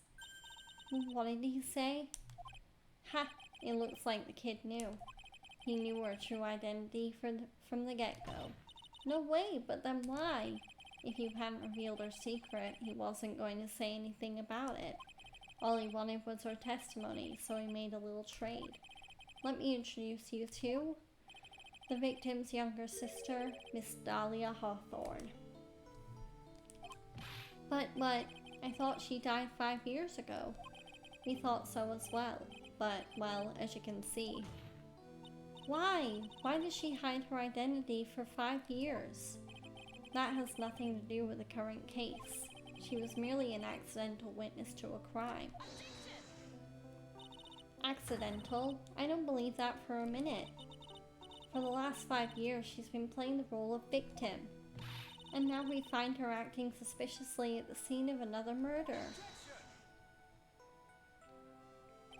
Really, Miss Faye, I must say your strategy here is painfully obvious. You're trying to pin your client's crime on an innocent witness in order to win. At any cost. How dare you? Please, let us take a moment to think. Yeah, she is not innocent. 5 years ago, this girl was kidnapped and nearly killed. But even worse than that, 5 years later, Dahlia Hawthorne lost something much more precious, her big sister. Miss Faye must be insane to even suggest that she murdered her. What?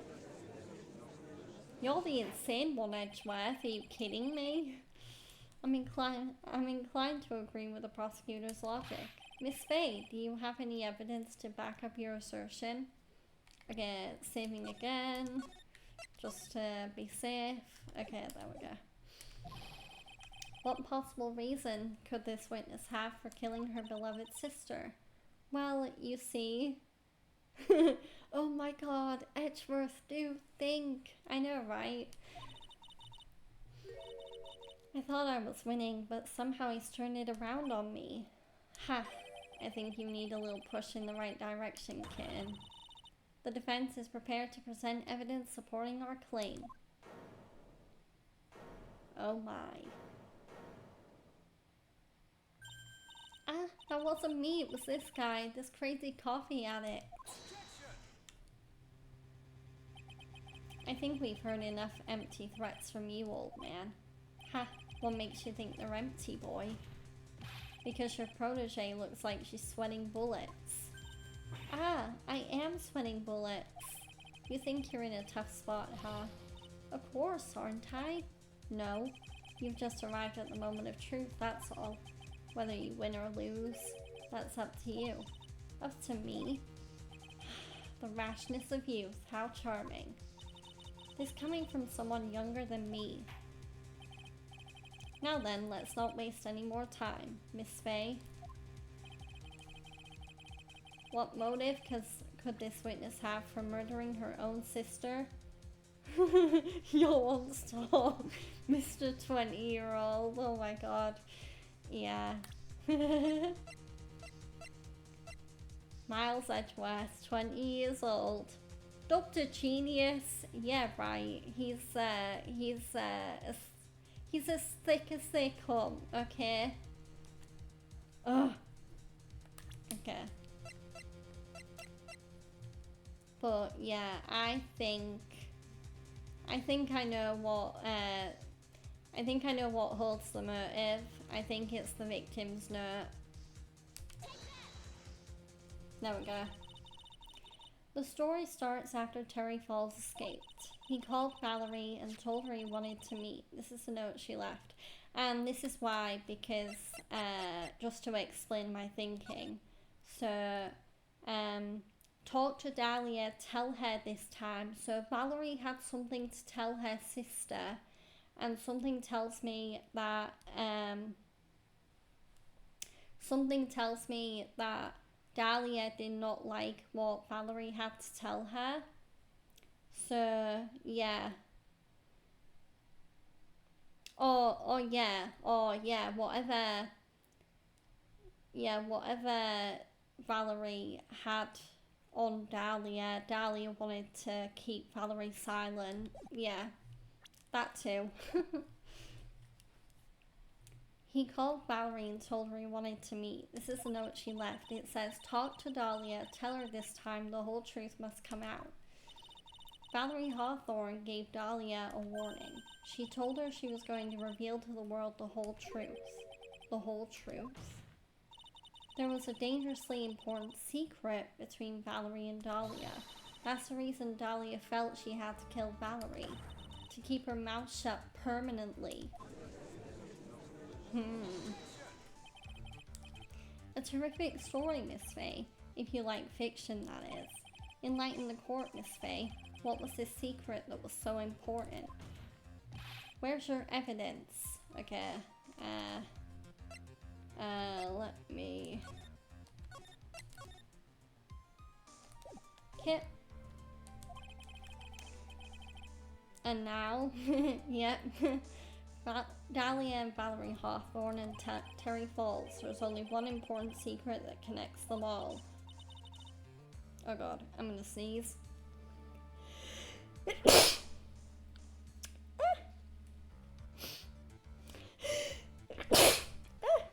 Bless me.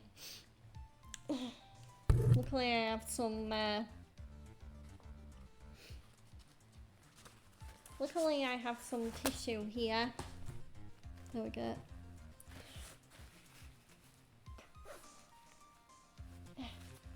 There we go. All good to go.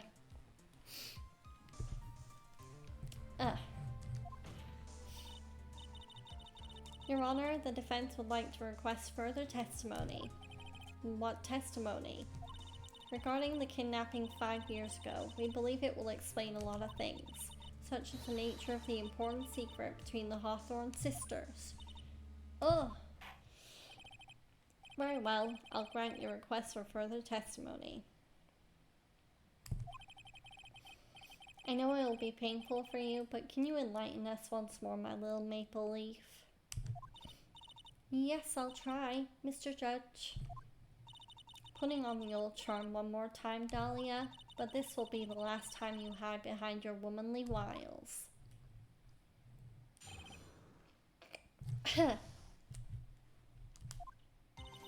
5 years ago, I was kidnapped by Mr. Falls. The ransom price was a raw diamond. My sister Valerie brought it to the bridge. After she made the exchange, she shot Mr. Falls in the arm.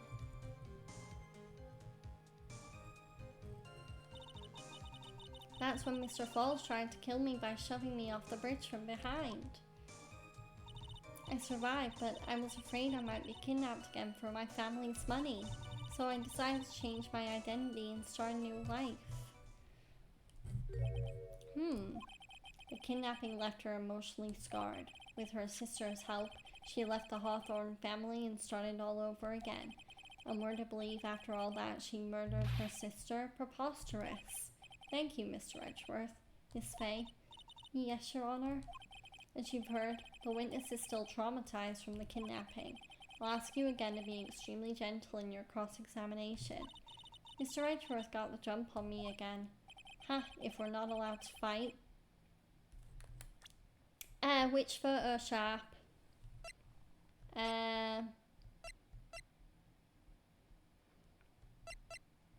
There's, this one?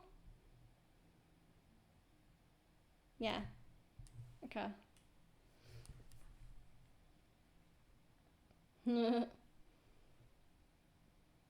That's a lie. Okay.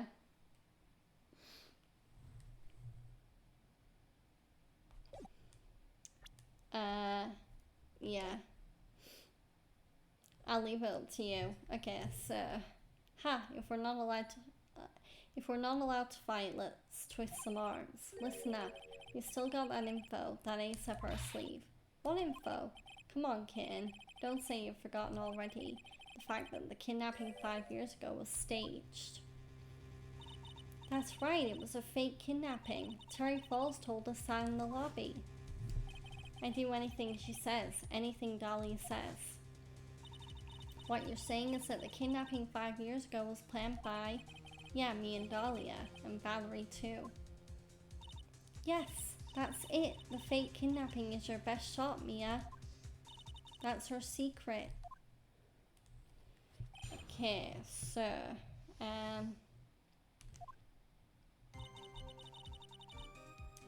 okay, that's true. The ransom price was a raw diamond. My sister Valerie brought it to the bridge.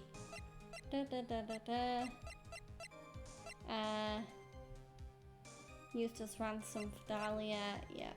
Okay. I don't think there's anything here to contradict that. After she made the exchange, she shot Mr. Falls in the arm. Okay. I think Terry said that. That's when Mr. Falls tried to kill me by shoving me off the bridge from behind. Okay.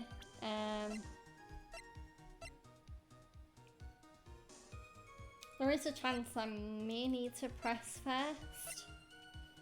But, yeah, I'll see. So, bridge unchanged for 5 years. So, foot of the trunk. Okay.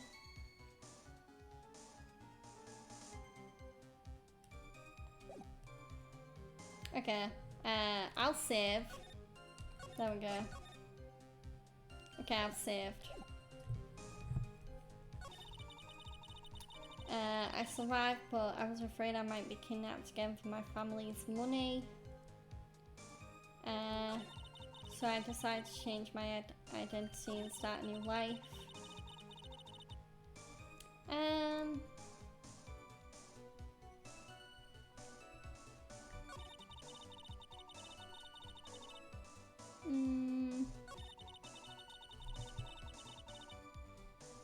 Yeah, I might need a hand shaft just because I don't want to get a game over.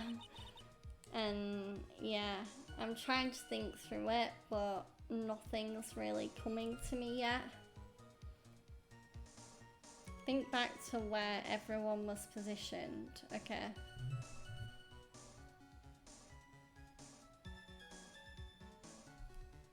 So,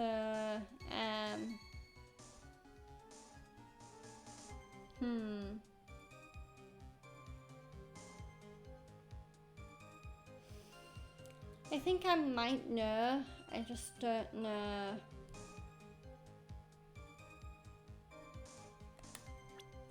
Okay.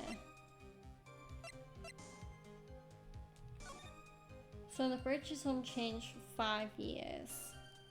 So,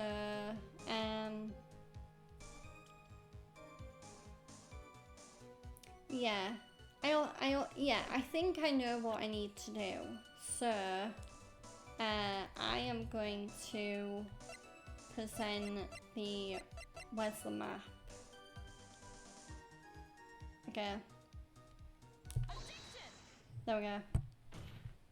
Because if the bridge hadn't been changed in 5 years, then yeah, then the bridge would still be the same. So I'm trying to remember where Dahlia would have been positioned, but yeah, I think yeah. So if my theory's right, Valerie would be where Dahlia in the current case would have been. Yeah. So yeah, so yeah, Terry and Dahlia would have been where Terry was in the current case. So if Terry pushed Dahlia, then there's a chance that she might not have landed into the river. But then no. Oh, my thinking's all muddled. Okay. But it's true, I felt a push on my back. Yeah, Mr. Fall, yeah, Terry and Dahlia were together. Yeah. And on the photo, Valerie was in the middle. Yeah, so...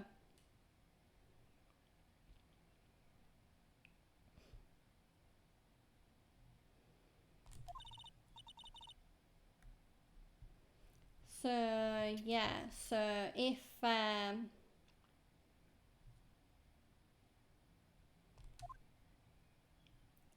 yeah. Oh, my brain is failing me right now. Oh, okay. That's impossible. Oh no. I love a god. That's impossible. If they were at the entrance of the bridge, then she would have just landed on like the cliff or whatever, or the ground. Like she wouldn't have fallen in the river.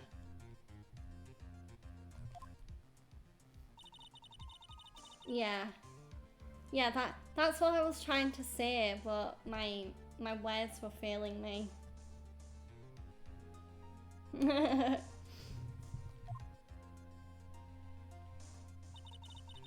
If someone had pushed you from behind as you were claimed, yeah. Instead of being carried away by the river, then yeah, she would have been on the ground next to the river. Yeah. Because it wasn't just water below, it was bedrock as well.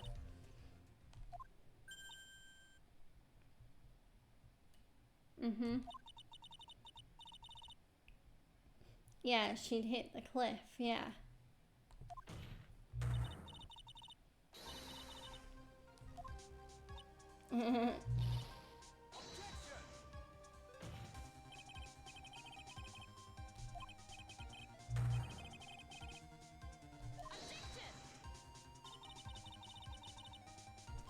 Yeah, it's 40 feet. I mean, yeah, a small change in the water level wouldn't have counted, Edgeworth.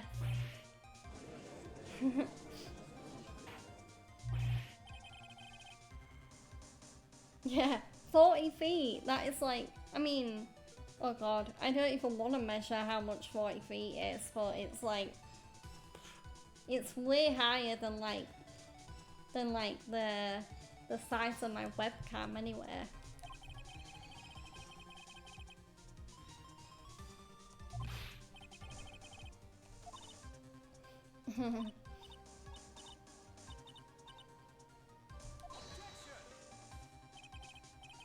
I mean, yeah, it would be like instantaneous death. Yeah.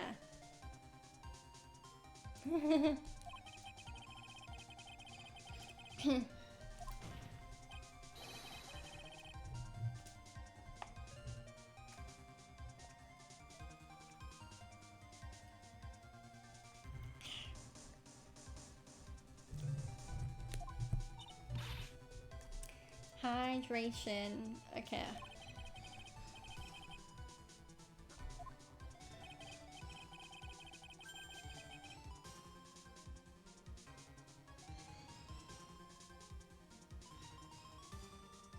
I mean,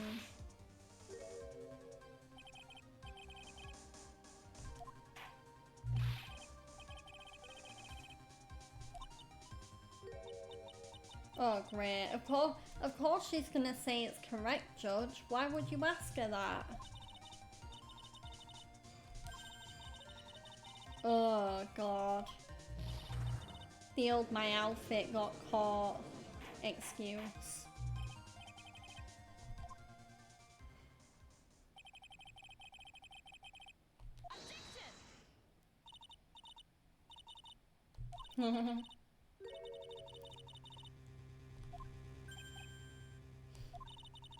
I believe your reasoning went something like this, Mr. Edgeworth. After being shot in the arm, it's plausible that Mr. Falls panicked. Therefore, he could have unwittingly pushed her off the side of the bridge. However, once again, I'm forced to say that's impossible. I'll fit my thumb, yeah.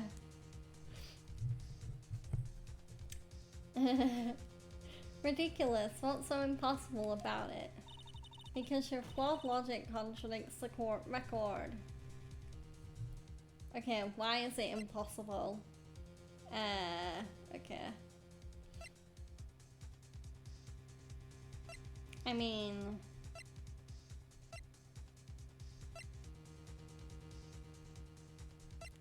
it's... oh god.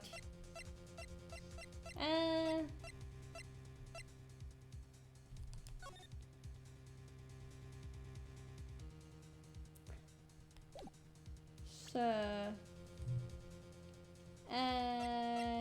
it's either... think about the setting. Yeah, okay.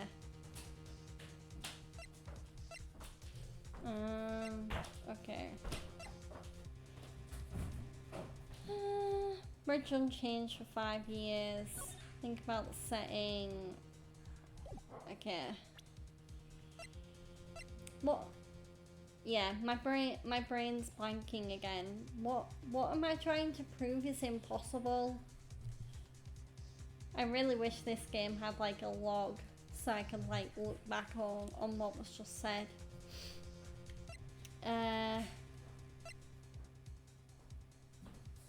Okay.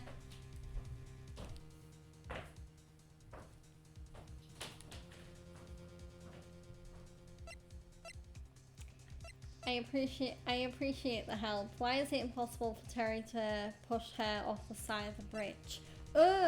Wait. Because there's ropes and shit. Yeah. Yeah, ropes and shit. There we go.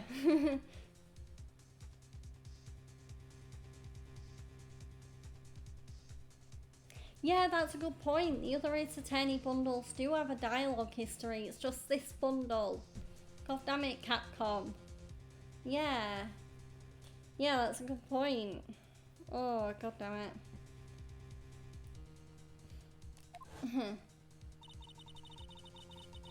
Also, welcome in Astro Dude. I hope you're doing well. But yeah, because of the wires. Yeah, exactly. They extend up to about 5 feet off the ground, which is the usual size of a small female girl. Yeah, exactly. You tell him, Mia. You tell him.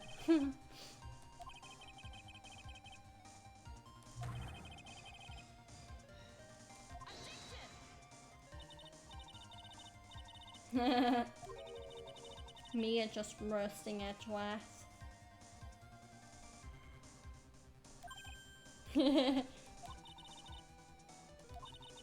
Valerie Hawthorne had her gun trained on him at point blank range. Yeah. So yeah, like Valerie, I mean, we don't know how many bullets Valerie had in her gun, but yeah, there is a very high chance that had Terry tried to have thrown Dahlia over the bridge, then Valerie could have easily have shot him again.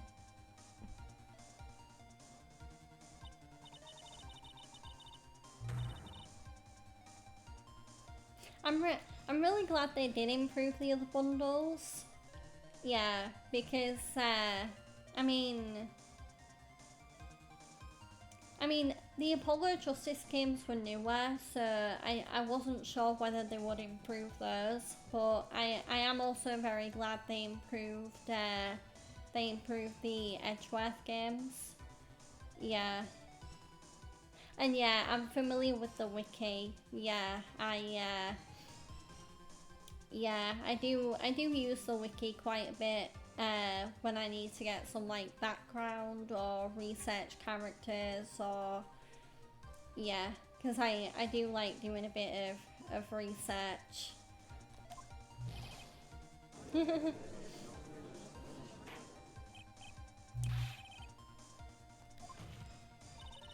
Dahlia Hawthorne, you jumped into Eagle River intentionally. What? What is this? That weird sound effect. Indeed, what do you mean by such a ridiculous remark? Yes, it's ridiculous. My sister was there to help me. Or a lion raw, yeah.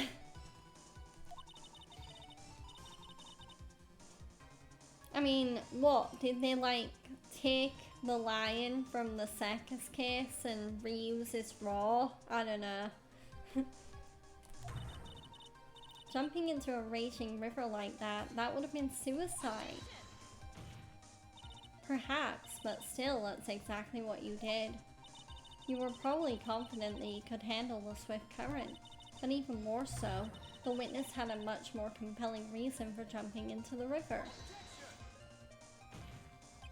Oh, then what was it? What was so important that she'd want to jump into the river? Just saving, just to be safe, because I don't have much health in my health bar. The witness is still alive. This fact alone explains everything. This is why she risked her life by jumping into the rapids of the Eagle River. The diamond. What else could it be? 5 years ago, something else disappeared along with Dahlia that day. The item that Valerie brought up the mountain with her, the $2 million diamond. Ah, no, it can't be. Yes, Dahlia had it all planned from the beginning. The $2 million, she was going to keep it all for herself. I can't believe a 14-year-old wanted to keep $2 million of money for herself. Talking about a gold digger.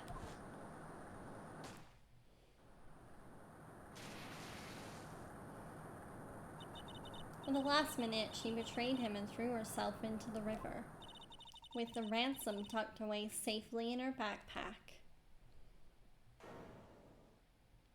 Oh, she's done that 10 away. That usually means she's about to break. Your Honor, 5 years ago the witness was only 14. Do you really think a 14-year-old is capable of such a demonic plan? Edgeworth, have you not been listening? It's clear that Dahlia Hawthorne is a devil. She's not an angel. Yeah, this woman is a demon, exactly. And there was one more person who helped make a demon out of her. Her sister, Valerie Hawthorne. You mean the victim was involved in the kidnapping plot as well? But she was a detective then. You're saying she participated in her sister's kidnapping?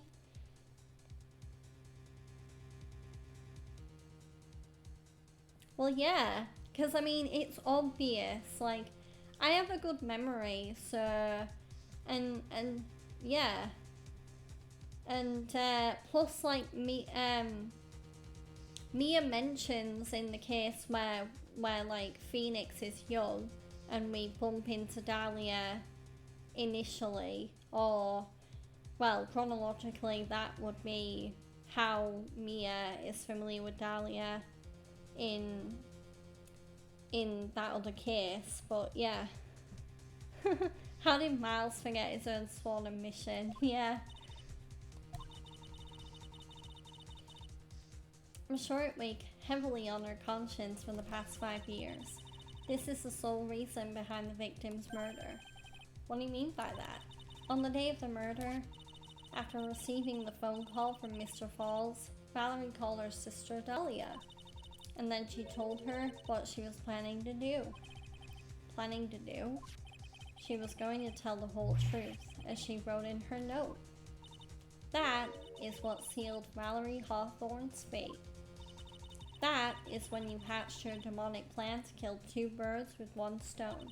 A plan that would ensure neither of your accomplices to the kidnapping would talk.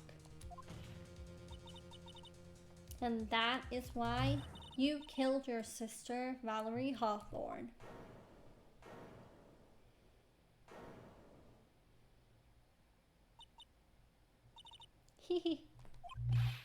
Who is that laughing at a time like this? Oh, she's all serious now. No more butterflies and pink sparkles, whatever. Forgive me, it's just hilarious. Witness, is that you? You amuse me, woman, Miss Mia Fey. You can certainly weave an exciting tale. That face can die, yeah. Naturally. You have the evidence to back it up, don't you? Evidence? Evidence that I planned the kidnapping, of course. That at 14 I plotted it with Mr. Falls and my sister. Well, And one more thing. What happened to the $2 million diamond? If you can't provide evidence to at least show that, I'll just save again, just to make sure. There we go.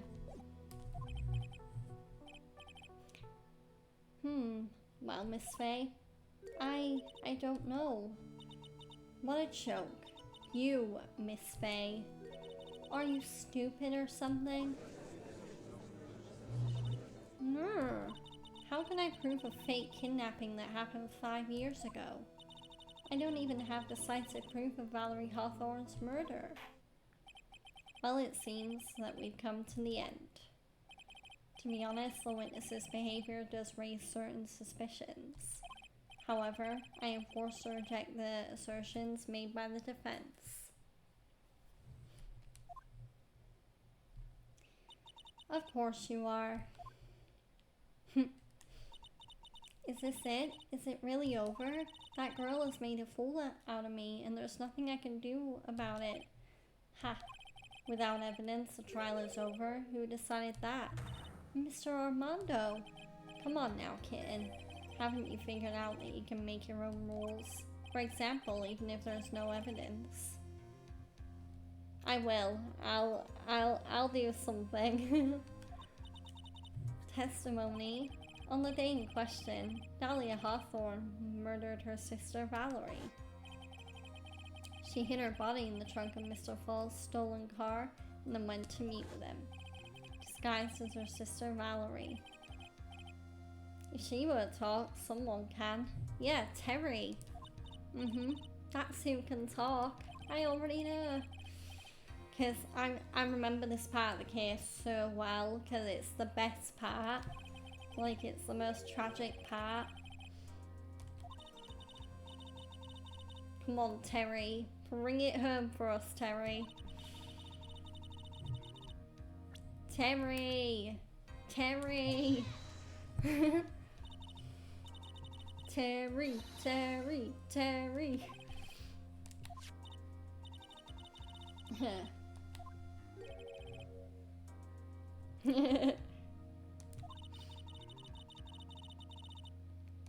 Work with us, Terry. Work with us.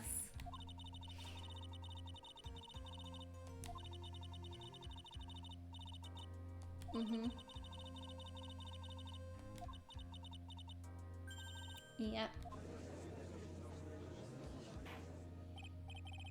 Well, Mr. Edgeworth, what is your take on this? Why not? The prosecution has no objection. Very well. Bailiff, bring the defendant to the witness stand. This is my last chance, Mr. Falls. My last chance to establish Dahlia's guilt. You're all I have left. No pressure, Terry. Defendant, you've heard everything that's been said up to this point, yes? I don't believe it. No way. Dahlia died 5 years ago. Valerie betrayed me. Mr. Falls, I don't know what she said to you 5 years ago, but one thing is clear. Dahlia is very much alive, and you were used for $2 million. That's not true. Mr. Falls, there's only one question I want the answer to. 2 days ago on Dusky Bridge, who did you meet? Was it Valerie Hawthorne, or was it Dahlia Hawthorne? Dahlia, did you betray me? 5 years ago, she promised never ever betray each other. Terry, Dahlia, it's true. You are alive. You don't trust me anymore? That makes me sad. Tell the truth, the real truth. I believed in you.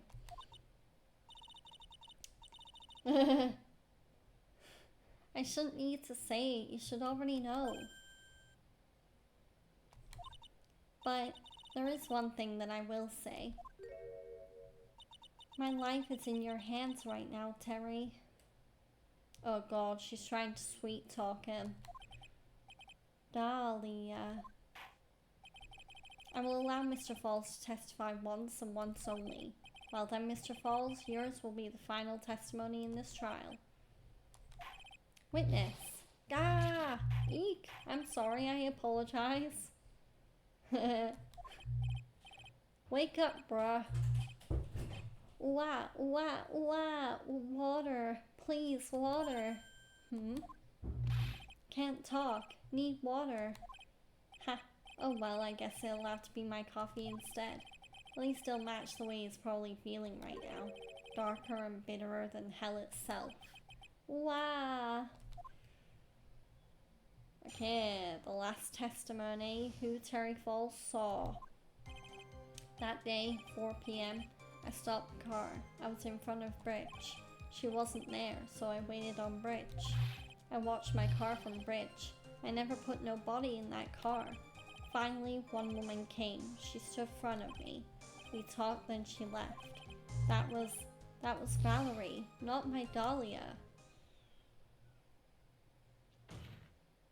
Mr. Falls, you're covering for her. Do you think she would do the same for you? That's enough, Miss Faye. His last statement was a fitting way to end the final testimony of the trial. Well then, Miss Faye, please proceed with your cross-examination. Is this how you want it to end, Mr. Falls? Another guilty verdict to go along with your death sentence. There's only one person who can stop it. You, kitten, I think. Okay.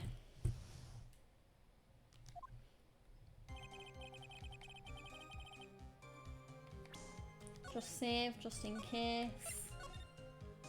There we go. Okay. That day, 4 PM. So, Valerie died between 4 and 5. Okay, that's important to note. Okay.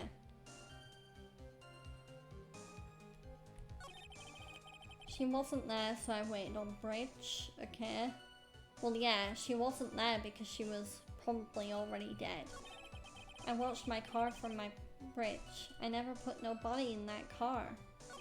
Finally, one woman came. She stood in front of me. We talked, then she left. That was Valerie, not my Dahlia.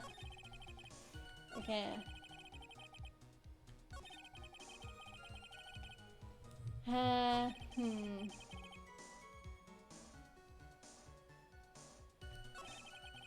Wait, hang on. How can... So, if Terry is telling the truth, how can he watch his car from the bridge? Because if... Right, let me get the map up. Because Terry was facing away from the car. So how can Terry watch his car? I don't know whether that's relevant enough. Like, there might be something even bigger than that. Yeah. Yeah, that's what I thought. Okay. Finally one woman came, she stood in front of me. We talked, then she left. That was Valerie, not my Dahlia. Can I press and get more information?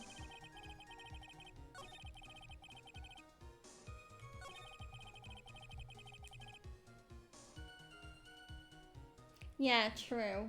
Yeah.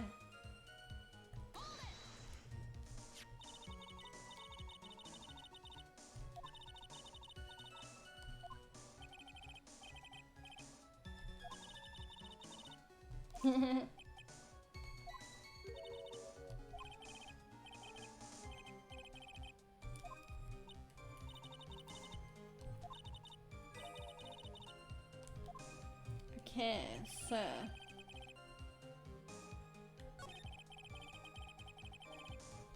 That day, 4 PM, I stopped the car. I was in front of bridge.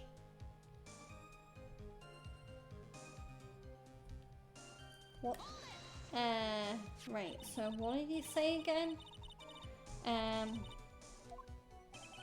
It was raining, already dark too. You waited on the bridge for 30 minutes. So he clammed up.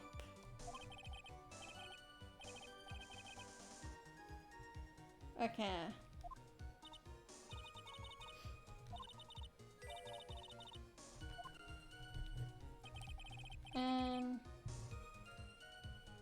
I'll keep pressing and get more information.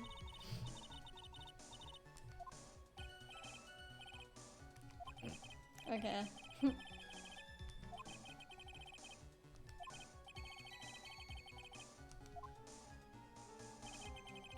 Okay, press.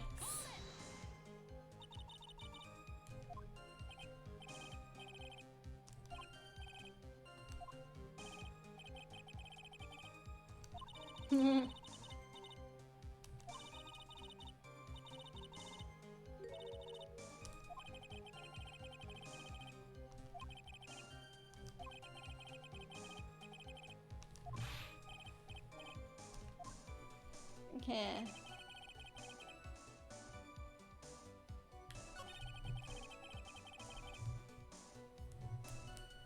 I watched my car from bridge. I never put nobody in that car. I think Sharp might be figuring something out. Okay. I watched my car from bridge. I never put nobody in that car.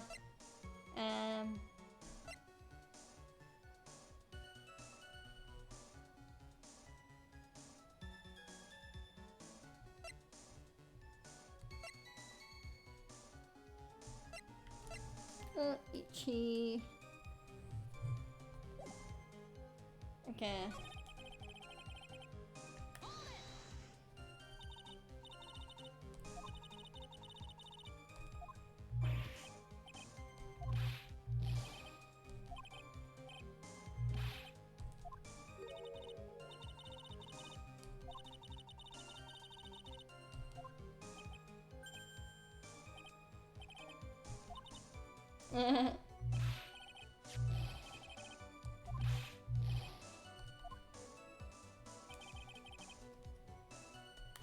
I'm just pressing to get more information.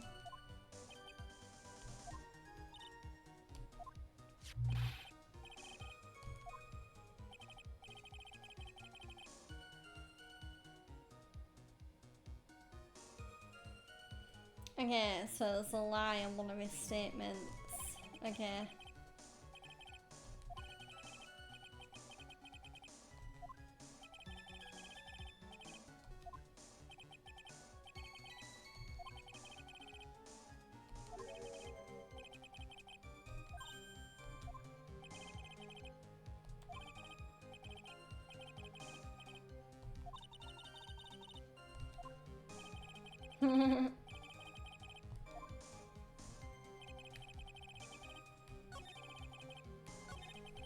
Finally, one woman came, she stood in front of me.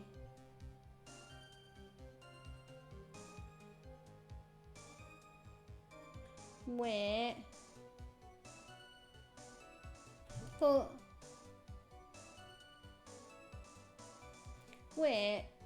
So if Terry said that, like... Because Terry already pointed out that nobody could come in front of him because the bridge was out. So how did someone get in front of him if the bridge was out?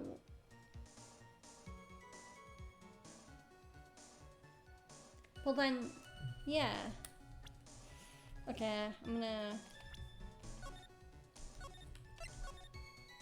There we go.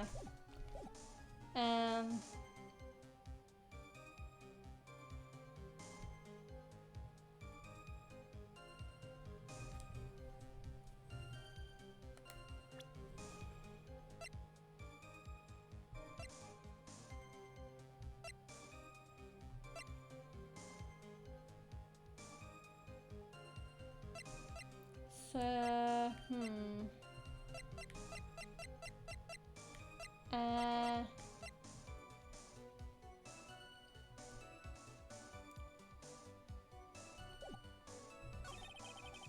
we talked, then she left.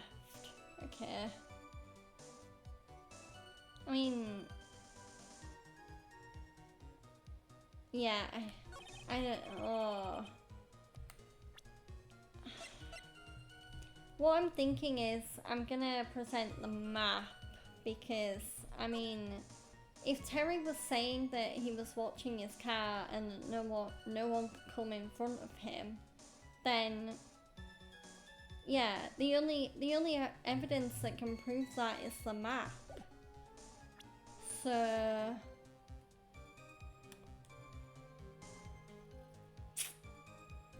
At least I've saved, so if I do game over, I can just try again, but... Yeah, god damn it. Okay.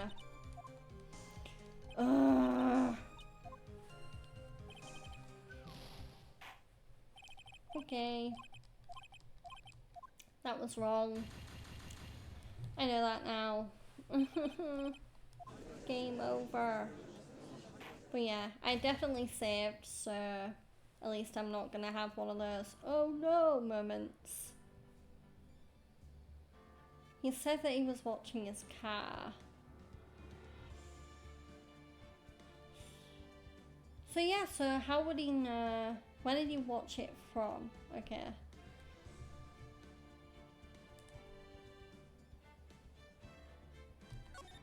Anyway, let me...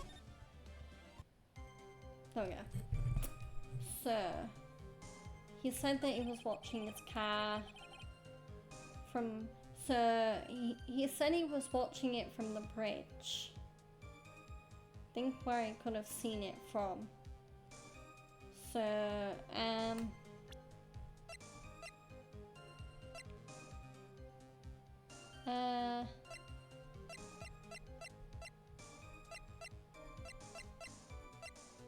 crime photo, yeah, that doesn't really matter.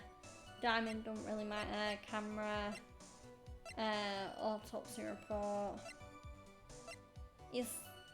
I mean,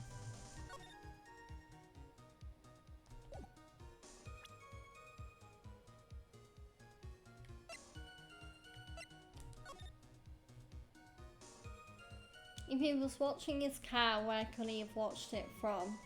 I mean, he could have watched it from the parking area, he could have watched it from the bridge, he could have watched it from the... So yeah, the parking area, the bridge, the top of the cliff, across... Well, no, not across the bridge, because you can't get there. So...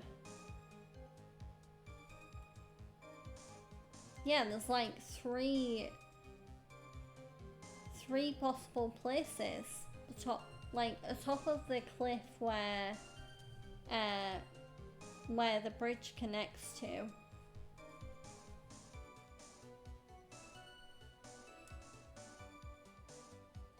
The shrine was across the bridge.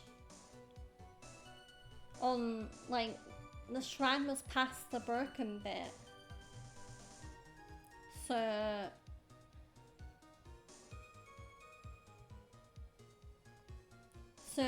But if he knows there's a shrine across the bridge, how can he get to it? Because the bridge is apparently broken. So... Oh, god damn it. What am I not getting? I'm not getting something. I'm not getting something, and my brain just doesn't want to figure it out for whatever reason. Come on, brain, wake up. Oh.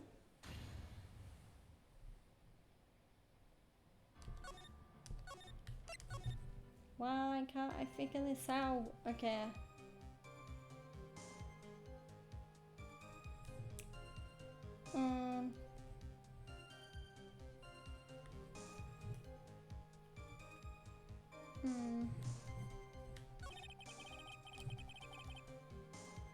I watched my car from the bridge, but no, you didn't.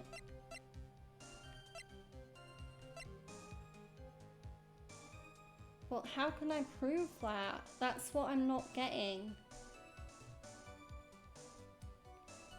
Because he knows there's a shrine across the bridge.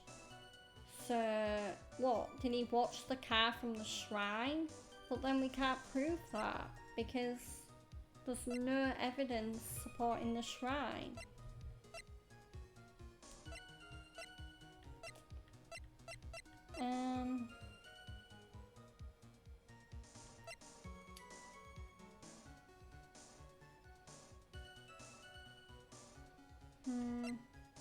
It's not the map.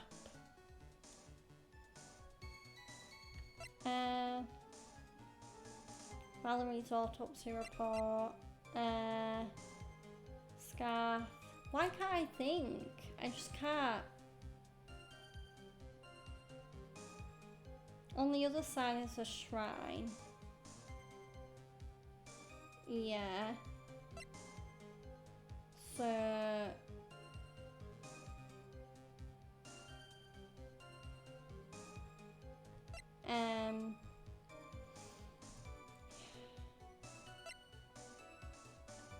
It's just like, the only way we know there's a shrine is because Terry said that, but we can't use that as evidence. So...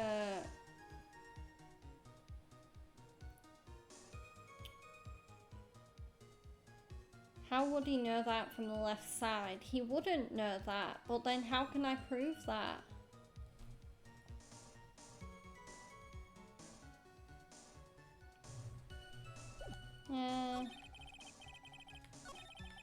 that day, 4 PM, I stopped the car, I was in front of bridge. Okay.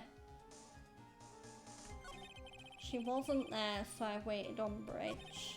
I watched the car from my bridge, I never put nobody in that car. Finally, one woman came, she stood in front of me.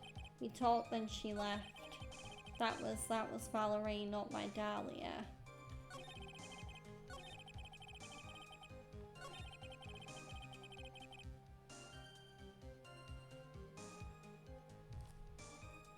But maybe someone was there, but I can't prove that.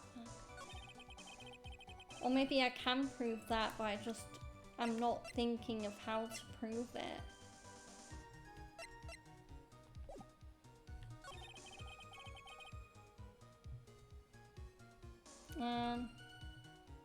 But then, was I even presenting evidence on the right statement?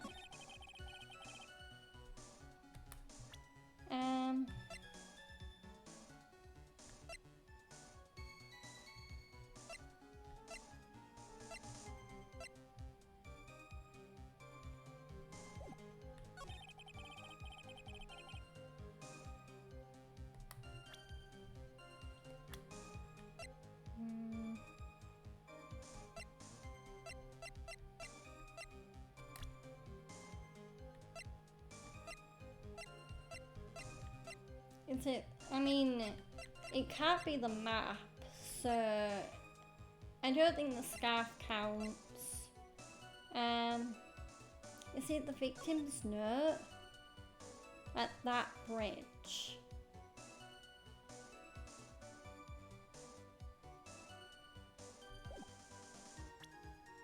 There's one key piece that matches with 3 statements.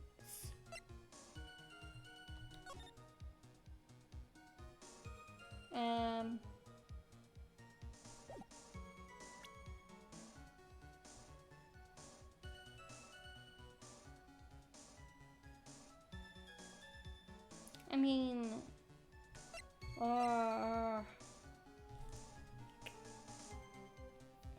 okay,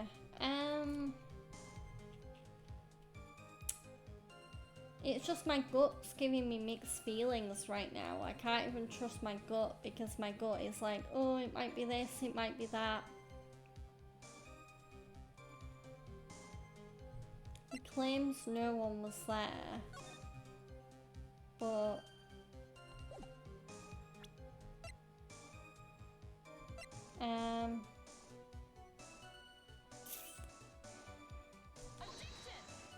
no. God damn it. It's probably the other evidence. I can't think all of a sudden, and I don't know why. Like, my brain's just like not.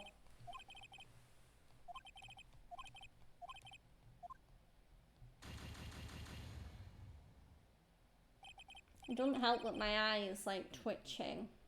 So right.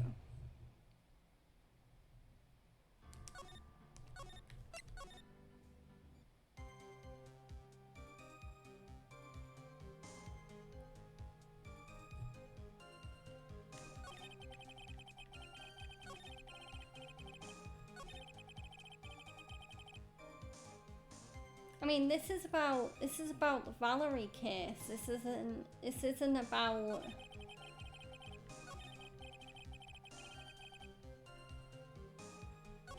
This isn't about the Dahlia case. This isn't about 5 years ago. We're back in the present. So.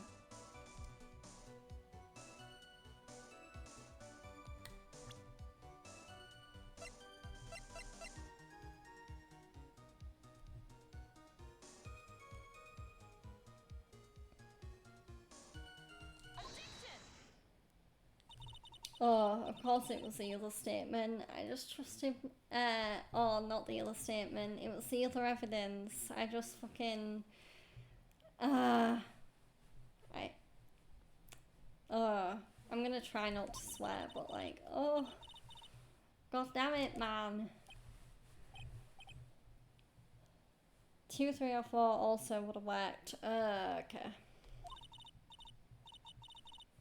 I'm giving my brain a tap on the head because it needs to...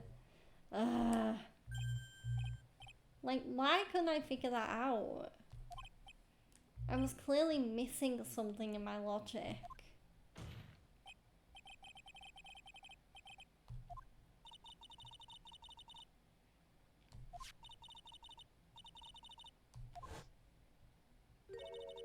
Obviously the person that arrived first would be the one at the end of the bridge, right? But that's the victim at the end of the bridge. Ugh! Now that I look at the photo again, Mr. Falls is drier. So whereas Valerie or Dahlia is yeah, Mr. Falls is drier than Dahlia or Valerie. The killer, or not the killer, but the fake victim. I can't believe that was what I oversighted. Okay. Dryness is not relevant.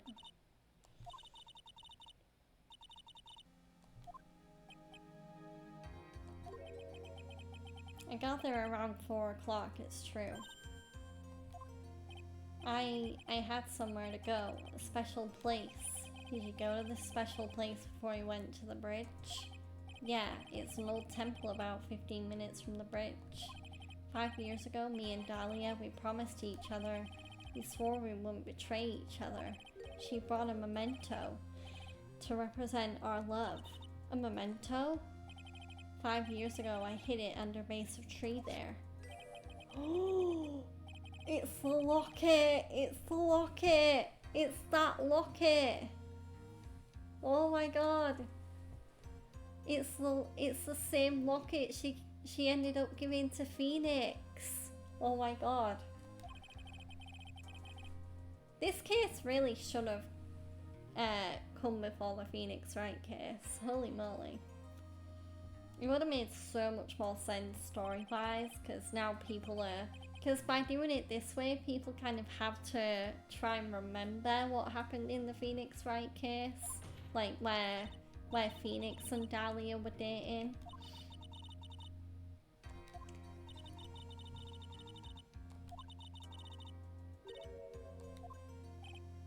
Yeah, and in that time, in that 30 minutes, yeah, Dahlia would have, yeah. Oh god. Yawning.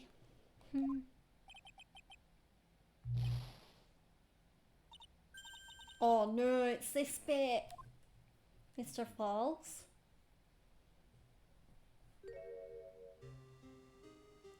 Why is his mouth bleeding?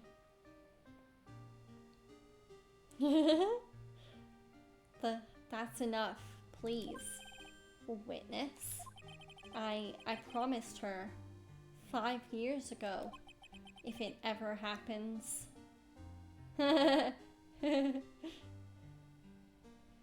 Chugs. I would love to see Chugs stream this at some point. He would love this game. He would love this game. Plus, like, it would be like Puzzle Master and Juicy Law everywhere. Oh.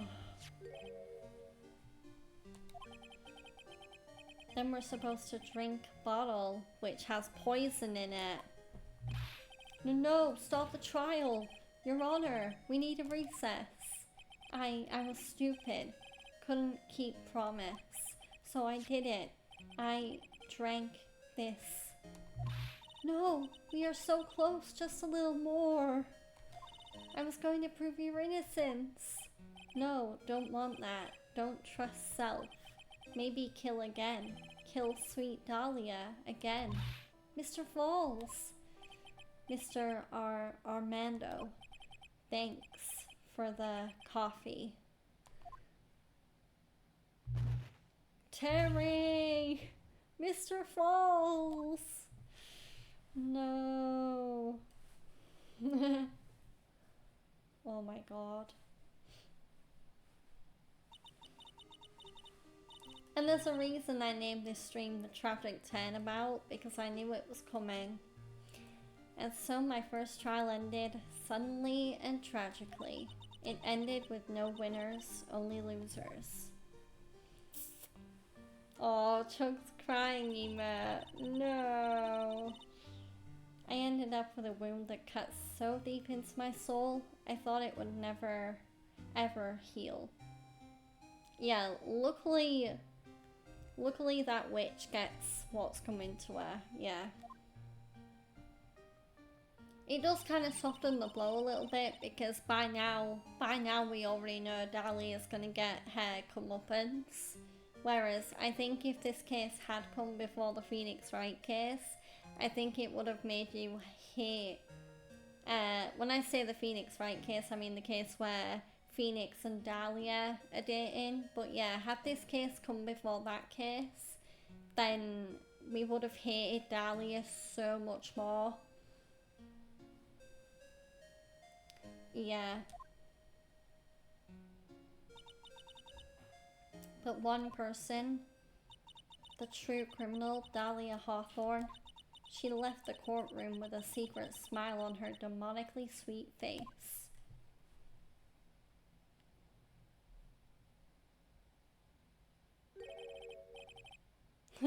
How is she not weeping over this? Yeah, that's a good point. See, she doesn't even care.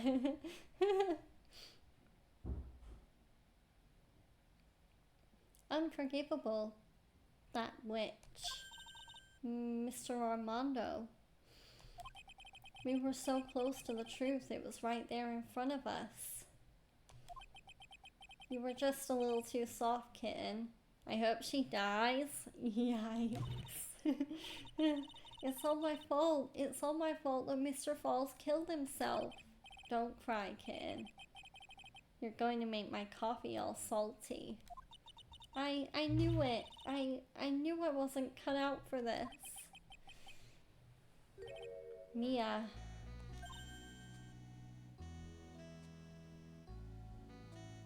Diego Armando's theme music is so good.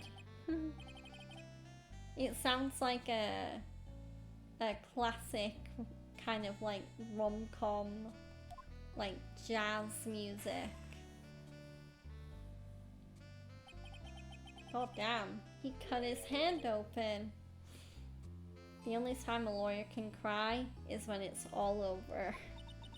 Mr. Armando. His blood's nearly as red as his shirt, Jesus. No matter how tough the case, no matter how bitter the memories, they always fade over time. Then you file them away and eventually forget them.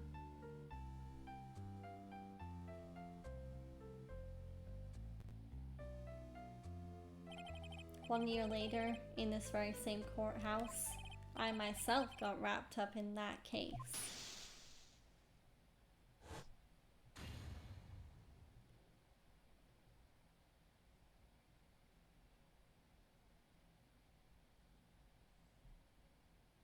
Okay, that's fine, chap. Yeah, go do what you need to do.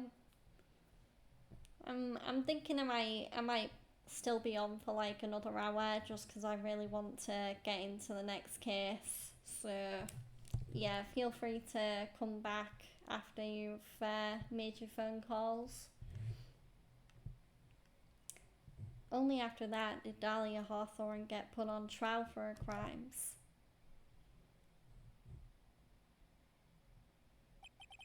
The verdict that was ultimately handed down to her was guilty, of course. Naturally, when the verdict was read, she had a perfect, angelic smile on her face.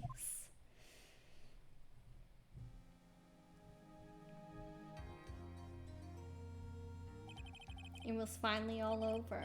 At least that's what I thought at the time. Unfortunately, I couldn't have been more wrong. it's been 5 years, but now something has happened that's made me remember all this.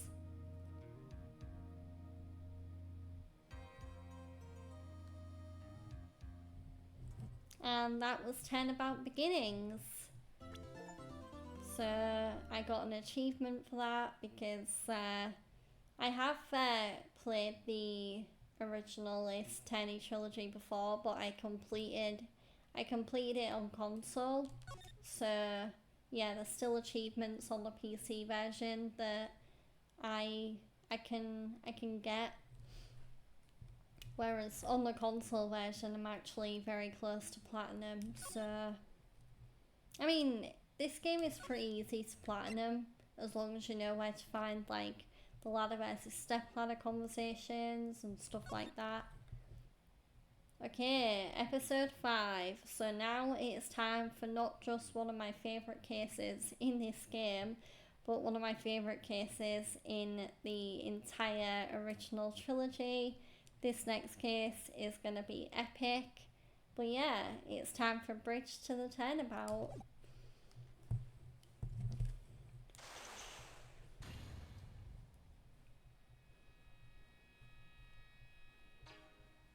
Chichishito, the treasured Korean village heirloom whose name means 7-branch sword.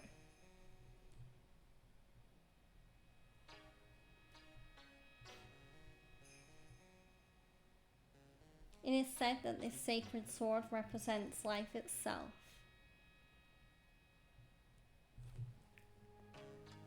Though the branches may appear to be infinite, the choice is limitless.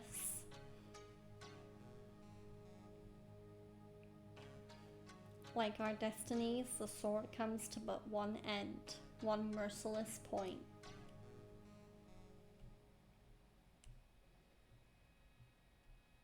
And when the silver cord, the fragile thread that binds us to this world, is severed,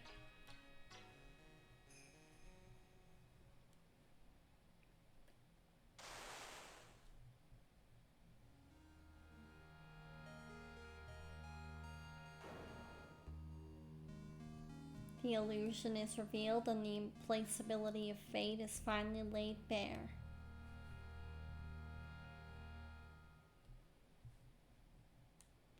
Ooh, I'm excited for this one. Okay. We're back at Wright and Kerr, and we're back in investigation mode. Hey Nick. Yeah, what is it? You know how I've got spiritual powers unlike you?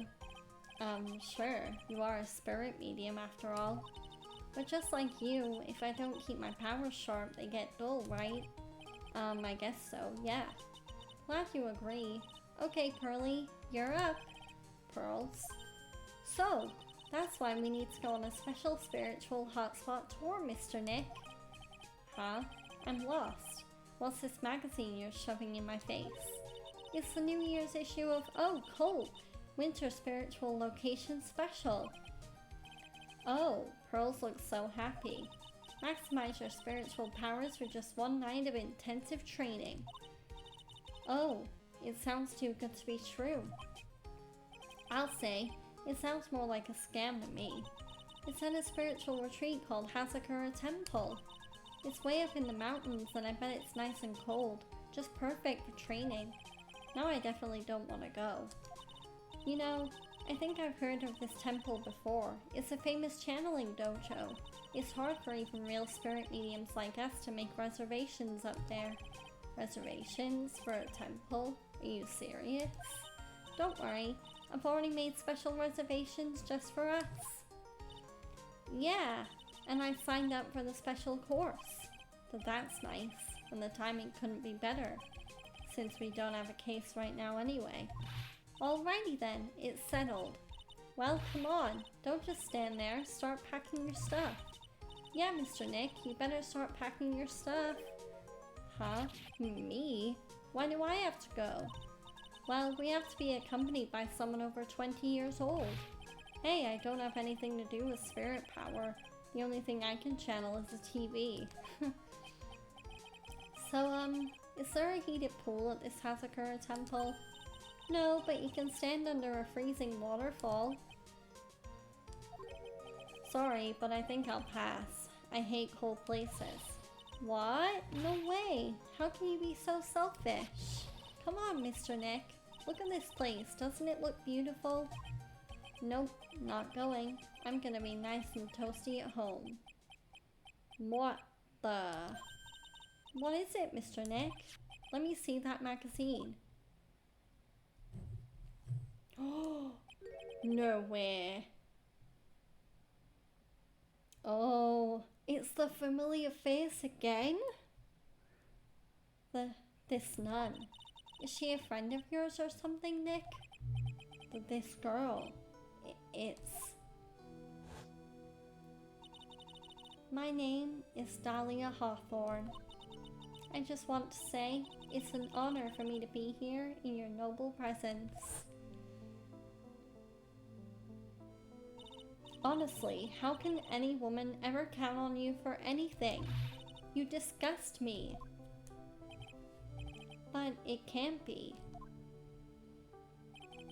She was found guilty and should still be in prison. Mr. Nick? I'll go. Huh? Hazakura Temple. I said I'll go. Yay! Isn't that great, Pearly? Yes! Oh, thank you. Thank you, Mr. Nick. You'd do anything for Mystic Maya, right? Even walk over burning coals, right? Okay, so occult New Year's issue is in the court record. Dahlia Hawthorne. I knew there was no way she could possibly be at the temple, but I just had to see for myself who this nun really was. Okay.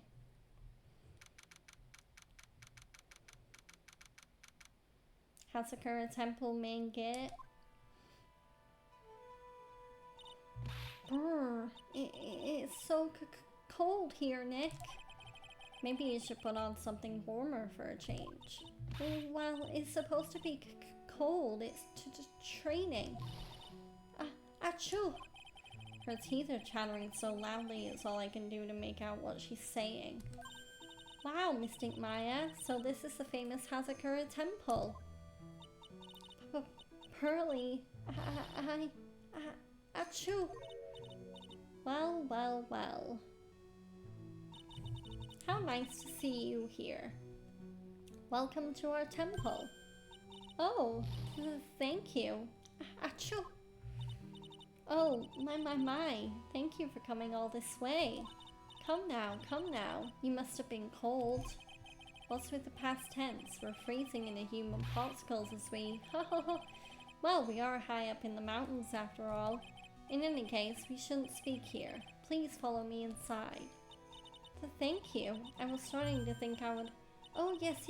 I almost forgot to introduce myself. I'm the head nun here at the temple. My name is Bikini. Bikini? That's right. Actually, that's my temple name. What do you think? It's a tradition to have one, and I wanted something that has a nice image to it. So I thought, why not choose a bikini? Besides, it makes me seem younger. Wow! It certainly does. Oh, I signed up for your special course. Well, my. Quite brave of you considering how cold it is. Young people can be so reckless with their health. Don't blame me if you become one of those you channel. Wahaha. Reckless? Wahaha. Maybe you should take it easy tonight, Mystic Maya. We can come back another day. But you went through all that trouble to get reservations. Yes, that's right. You've come all this way, so please enjoy yourselves. There's still time before supper, so why don't you have a look around? Okay. So let's talk to Bikini and ask about the dojo. So what's a channeling dojo anyway? Oh my, you don't even know that? Forgive him, sister, for he knows not what he is saying. Well, just call me Bikini and forget that sister part. A channeling dojo is basically a spiritual power training ground. We have special holy items prepared here to help people boost their spiritual power. Holy items. If you train an entire evening surrounded by these items, it's quite mysterious. The spiritual power of these items seems to envelop you. Wahaha. Wow, she must have just gotten off the trolley from the land of make-believe. So what exactly is the special course? You must be incredibly devoted to be interested in that at such a young age. It's a training session where you sit on a block of spirit ice and chant a spell. 30,000 times, all while being showered in freezing cold spirit water. Eh? It's February now, right? You have to be careful this time of the year. If you don't watch it, you'll catch pneumonia, or maybe even die of hypothermia. So be careful, you hear? Wahaha, ho ho ho ha.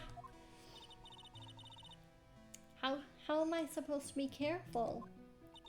Oh no, I knew I shouldn't have signed Mystic Maya up for this.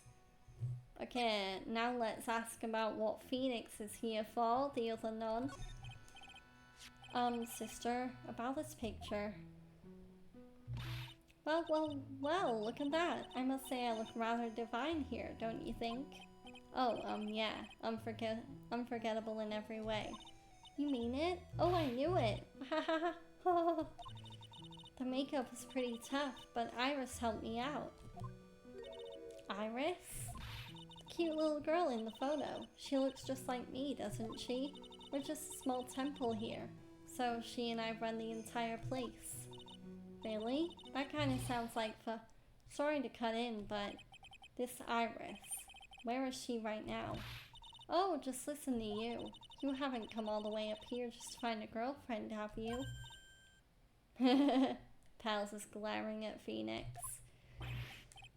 No, that's not what I had in mind at all. Anyway, Iris is in the inner temple preparing for this evening. Inner temple? Yes, that's right. Iris will be back this evening. Why don't you go have a look at the main hall for now? Wahaha, wahaha. So, she's in the inner temple, huh? Okay, so, let's move to the main hall.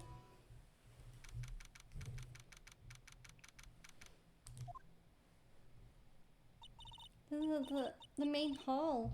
I think it's even colder in here. Achoo! Ah, Mr. Nick, do you smell that? It smells like meat and gravy. Yeah, you're right. I guess it's pot roast for tonight. Yum.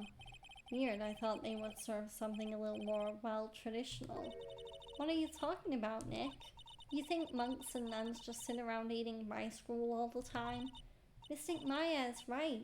Ooh, I hope there's mashed potatoes too. I love mashed potato. Haha, what a cute little acolyte.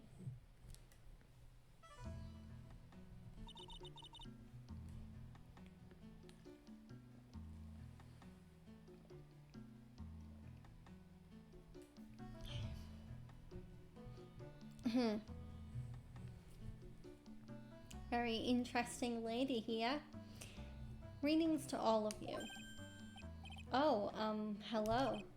Wow, this lady makes Maya look like a 6.8 out of 10 on the weirdness scale. Your outfit. Did you come here for the special course too? Ha ha ha. Unfortunately, no. Actually, I'm... Ah! You're Miss Elise Nim. Yes, that's right. You know of me? My name is Pearl Fang. I'm your biggest fan. Who is she, Nick? I see it now. Svari, a fortune teller? I've got all your books, Miss Nim. Ha ha ha. What a sweet thing to say. And please, call me Elise. Books. Mr. Nick, don't you know anything? Don't you even know who this is? Well, an author maybe? Yes, and an illustrator of picture books. Picture books, huh? Oh, now I get it. Okay, let's talk to Elise. So let's ask about Elise Nim. I'm sorry I didn't know who you are. I don't get a lot of chances to really enjoy picture books. It's alright, I take no offense to that. My books are nothing but simple stories for children. And really beautiful pictures too, Miss Elise. Your books always make me feel as if my heart has been purified. Hahaha, it makes me feel very happy to hear you say that. I do have to admit, she certainly seems like a kind, sensitive lady. Miss Elise won an award last year for her book, The Magic Bottle. Yeah, a friend of mine secretly submitted a story I had written to a publisher. They liked it so much that they asked if it was alright to make it into a book. Wow, it must have been a really great story. Maybe I should try to write a children's book too. If I do, you can secretly send it to a publisher for me, Nick. Recently, I've accepted a sort of apprentice, you might say. An apprentice? He calls himself Larice. Larice stood him. I believe he's off doing some landscape sketches now. On Larice's behalf as well, I'd like to thank you for your support. Of course, Miss Elise. Anything for you. Ha ha ha. Okay, let's ask why she's here. Why did you come to Hazakura Temple, Miss Elise? Are you here to do some spiritual training? Ha ha ha. No, that's not it. I'm actually here to gather materials for a new book I'm working on. Wow! I can't wait to read it. Pearls is completely taken with her. I wanted to do a book with a more Japanese feel to it this time. So is that why you're dressed like you are? The children have a certain image of me in their minds. I don't want to disappoint them. What can I say? She's really a sweet lady. Wow, Miss Elise, you're dressed up like a mountain nun. Yes, the good people here were kind enough to let me borrow this. I'm wearing training clothes underneath my robe as well. I want a staff like that. You like the crystal sphere? It's real amethyst, you know. Maybe we'll find one like that up here on the mountain. Good luck, Nick. I know you'll find me one. Well, you'll have to excuse me now. I have to go help with the dinner preparations. Wow, you mean you're cooking dinner tonight? That's right. Would you like to help too, Pearl? Yes, I want to help with whatever I can. Pearls looks like she just won the lottery. Oh, I'll help too then. No, it's fine. Please don't worry about it. Feel free to relax and explore the area with your friend. Huh? But... Oh yes, please take this. I think it will be of help to you.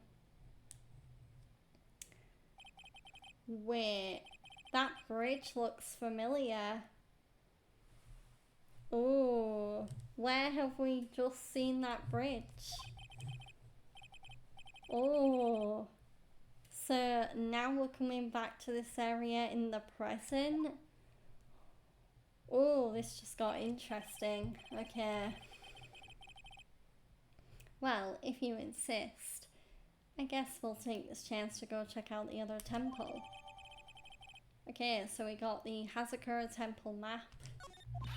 Okay, I'll see you two later then. Remember, you're not allowed to fight. Come on, Nick, let's go. At least we'll stay warm if we keep moving. Okay, so let's go back to the main gate.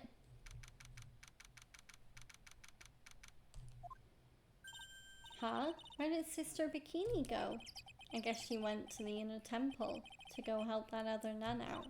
Oh right, I think her name is Iris. Yeah, that was it. I want to find out who Iris really is, but I'm scared of what I'll find. Huh? Okay, let's move to the suspension bridge. Oh my. Notice what the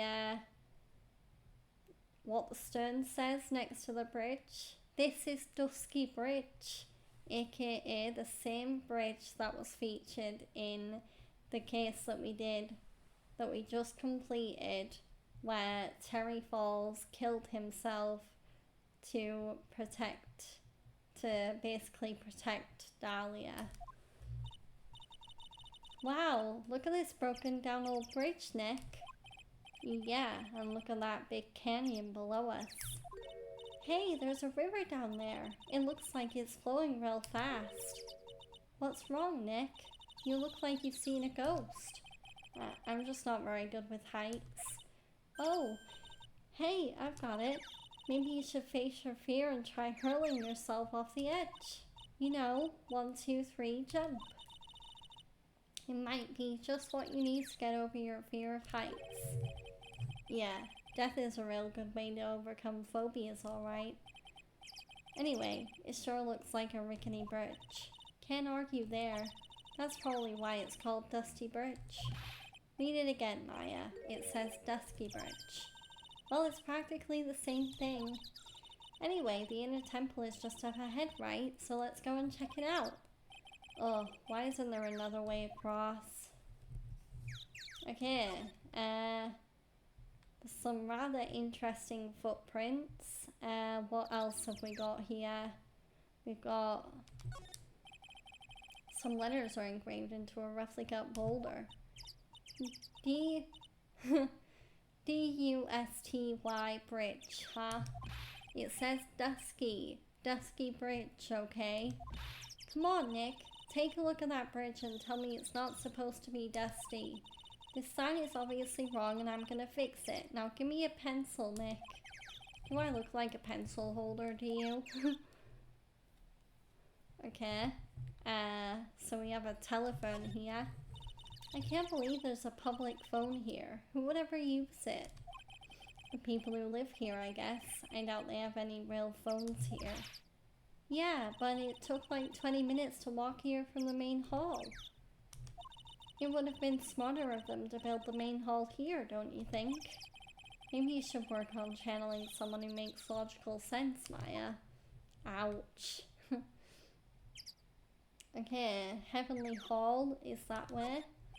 There's a narrow path going off in a different direction than that of the main hall. The sign here is so old the text seems to have vanished. The path leads to a wooden staircase that goes down to the bottom of the canyon. Okay, I'll write wooden staircase on it then. If you really think that is necessary, you'd have to be blind not to see the stairs. Well, it can't hurt. Just pass me a pencil, okay? Graffiti is a crime, Maya. Maya, stop writing on stuff. Okay, and now let's look at the bridge. Come on, Nick, why don't we hop across the bridge? It'll be fun. I'm not so sure. It looks like a bunny hopping across this bridge would destroy it. Okay, Nick, then let's try and find a cute fluffy little bunny and test your theory. That right there sums up the fundamental difference between sane and insane. Okay, so let's move to the inner temple gate.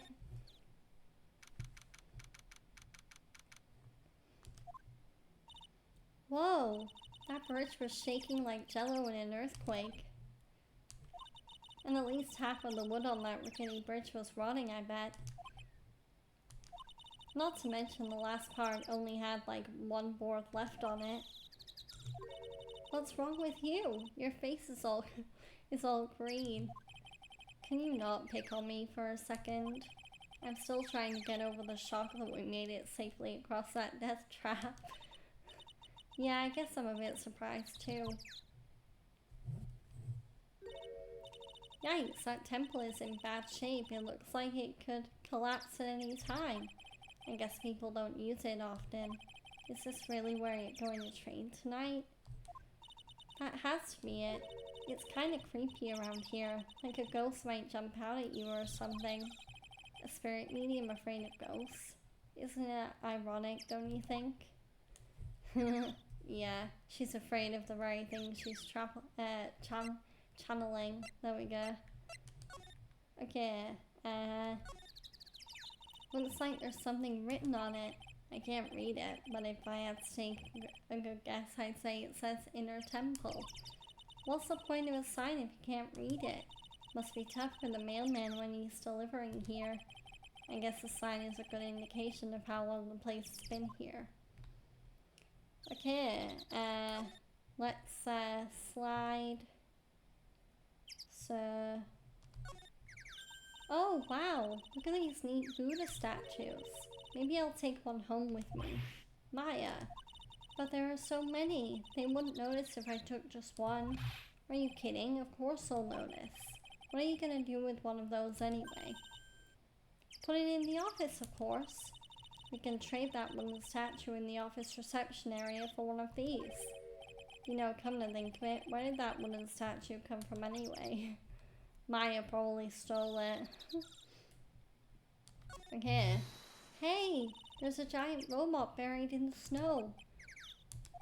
Well, there's something buried in the snow, but I think it's an incinerator.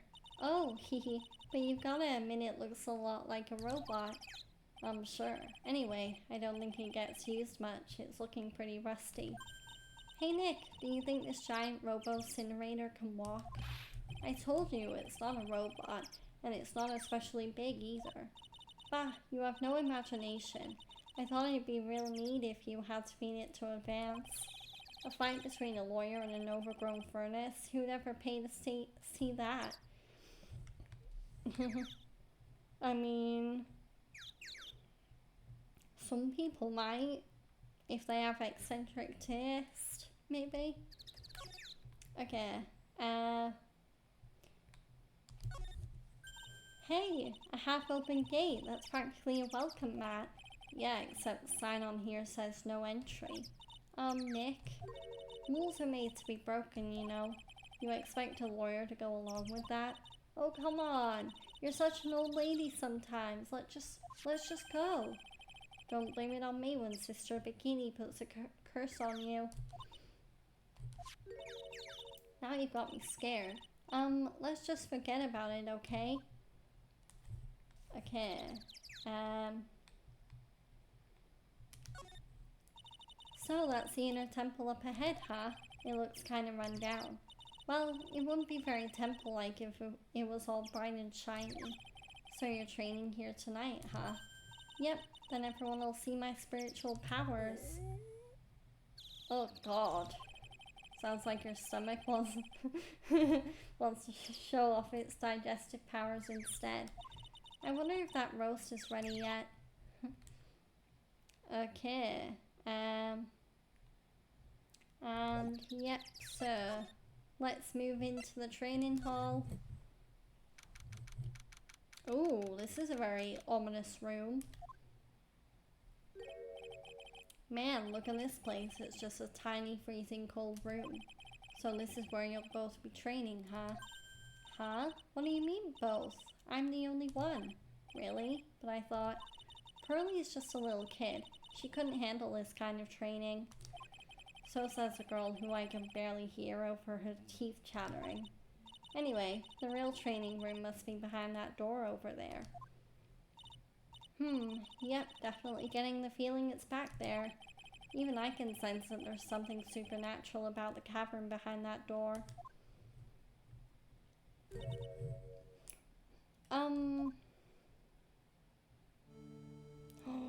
Oh, is this who Phoenix has been looking for? Excuse me, but who are you? Ah, you're... Hi there. We're just looking around since we're going to be staying here tonight. Huh? Is something wrong? Or no, it's nothing. I wonder why she's spaced out like that, don't you, Nick? Did you say something, Maya? Not you too, Nick. My name is Iris. I'm one of the nuns here at the temple. I'm Maya Faye. It's a pleasure to meet you. The pleasure is mine. Oh, please excuse me. I have some, chores to attend to. She sure is beautiful. And a bit spacey, I guess. I guess she's just not used to talking with urban sophisticates like us. Nick? That girl. It can't be, but... Huh? Okay. Phoenix looks like he's just seen a ghost.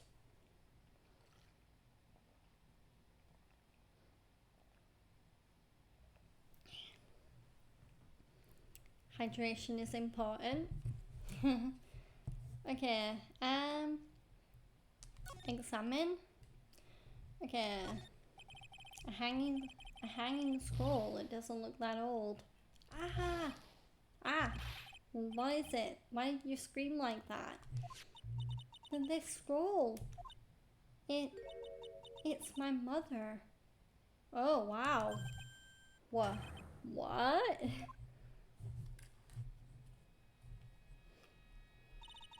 It's Misty Faye, the master of the Korean School of Channeling. Are you sure? Yes. That crest at the top of the scroll, that's the special mark of the master of our tradition. So that's what the mark means. What is it? Nothing. It's just that I last saw her over 15 years ago.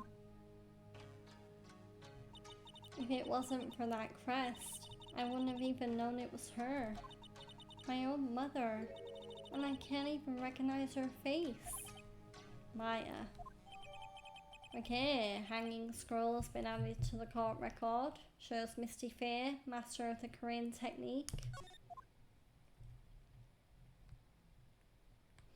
Okay, it's a hanging wall scroll showing Maya's mother, Misty Faye. It's not that old. That crest at the top is the official mark of the master. I wonder if this temple has some sort of connection to the Faye family. I think it does, actually.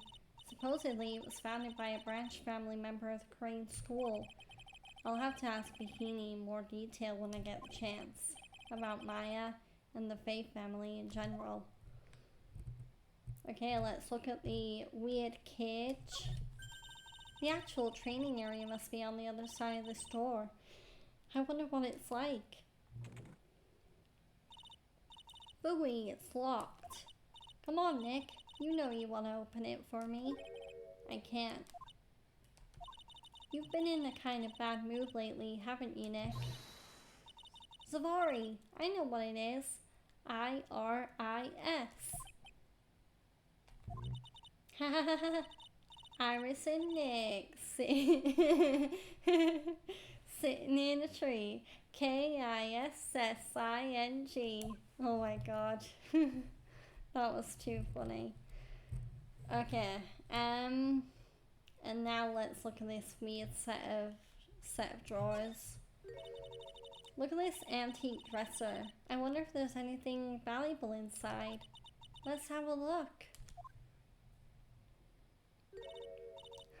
Nothing. Just a bunch of clothes. Hey, Nick. Huh? Oh, sorry, I was just thinking. Oh, about Iris, I bet. Looks like you've been bitten by the love bug, Nick. Is there anything else we can look at? I don't think so. Okay, so let's move back to the inner temple gate.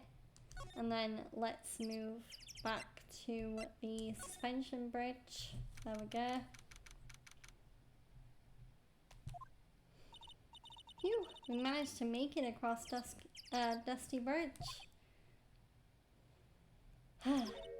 Nick, you look green. Are you feeling alright? Hey, what's wrong with you? Ever since we met Sister Iris at the training hall, you've been really quiet. Huh? Oh, sorry. Hey you, wait up. Huh? You think he's yelling at us? He must be. There's no one else around. Would you mind moving? You're standing right in my way. Oh my god, Larry? What's Larry Butts doing here? Whoa, sorry, gotta run. See ya. Hey, wait a minute. Oh, nice to meet you. I'm Larissa Nim. Liar, you're Larry. Your clothes may change, but you're still the Butts. Shut up. I'm Larisse. And I'm just here to do a sketch of Dusky Bridge. So it really is our Larry. Not that I get why he's pretending to be someone else. Okay, let's talk to Larice. Okay, Larice Durnim. So, what are you doing with the last name Durnim? Well, I wanted to start over again with a clean slate. A clean slate? You remember, don't you? Last time? The Master Mask case. After that, I started to realize I didn't like this guy known as Larry Butts. And that's when I came across it. The Book of Destiny. The Book of Destiny? Do you mean The Magic Bottle by Miss Elise Durnim? It's so beautiful, so moving, so gentle. My heart felt cleansed. I was saved. Maybe I should buy a copy of The Magic Bottle. Wow, Larry would make a great book salesman. I really want to get that book now too. Okay, let's ask about Elise Durnim. She's the most wonderful person I've ever met. I'd follow her anywhere. Well, she certainly is a very elegant lady. You see, here's a photo I took of her in secret. Wow, that's a beautiful photo. You want a copy, don't you? It's okay, I just happen to have made extra prints. Okay, a photo of Elise taken by her only pupil, Larice Durnim, and it's been added to the court record. Now let's ask about picture books. Still, it's kind of hard to imagine you as a picture book illustrator. So tell the truth, you must have some kind of ulterior motive, right? Well, what are you talking about? I don't trust anyone anymore, especially not women. Talk about a bad case of denial. Anyway, can you even draw well enough to make a picture book? Art isn't only about technical skill, you know. It's also about having a pure heart. And that's why I'm asking. Can you draw well enough to make a whole book? Now that you mention it, I wonder. It looks like you still have some doubt in your heart. It's true, I do. But when I first saw her, I felt it. Something inside me ended and something else began. Oh, Larry, it sounds like you've fallen in love with Miss Elise Durnim. No, you're wrong. It's not her, it's the other girl. Other girl? Uh-oh, I got a bad feeling about this. Okay, let's present Iris's profile and see if that brings anything up. Ooh, yeah, her, my little Iris. She's really pretty. This girl, she's perfect. She's exactly my type. I wonder if she would model for me. I want to draw a portrait of her. Yeah, you always liked those model types, didn't you, Larry? Hey, wait a sec. Didn't you say you were swearing off women? Huh? Yeah, that's right. Of course I have. I have basically, but Iris is different.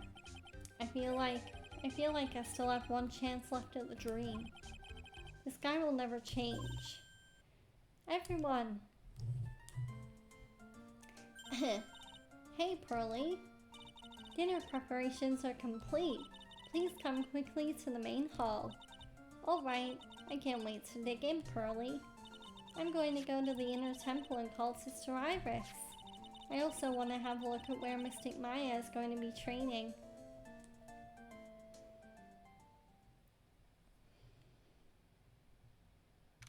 Okay, back in the main hall. Boy, am I stuffed. Are you sure it's alright to eat that much before your training? Well, this kind of training is a battle of endurance. Mystic Maya, please don't do anything that might put your health at risk. Haha, no pain, no gain, I guess. I'm still worried about you. Well, let's not dilly-dally shilly-shally. You must get ready for tonight. Good luck, Maya. Alright, here I go. I'll see you all tomorrow, I guess. Iris, please ring the bell at 10 o'clock for lights out, alright? Yes, Sister Bikini. And then after you ring the bell, I want you to come join us at the training hall. I understand, Sister Bikini. Maya and Bikini really seem excited about this training thing tonight. Well, Pearl, what are you going to do tonight? Well, if you'd like, you can come to my room. Perhaps we can read some books together. Really? I'd love to. I'm not very good at reading. Haha. Well then, would you like to practice reading with me? I'd love to. Pearls is absolutely smitten with Mr. Nim. So Larry, what are you going to do? Huh? Me? Well, I'm just gonna hang out in my room. I can't stand the cold at all. I totally hear you there. Miss Elise, so for example, how do you read this? It says gravely. That's kind of a tough word. Oh, okay. And what about this word? That's another tough one. It says roast. What kind of a book is she reading anyway? Well, I'm going to go wash the dishes and help clean up. I'll go visit you when I'm done, Miss Elise.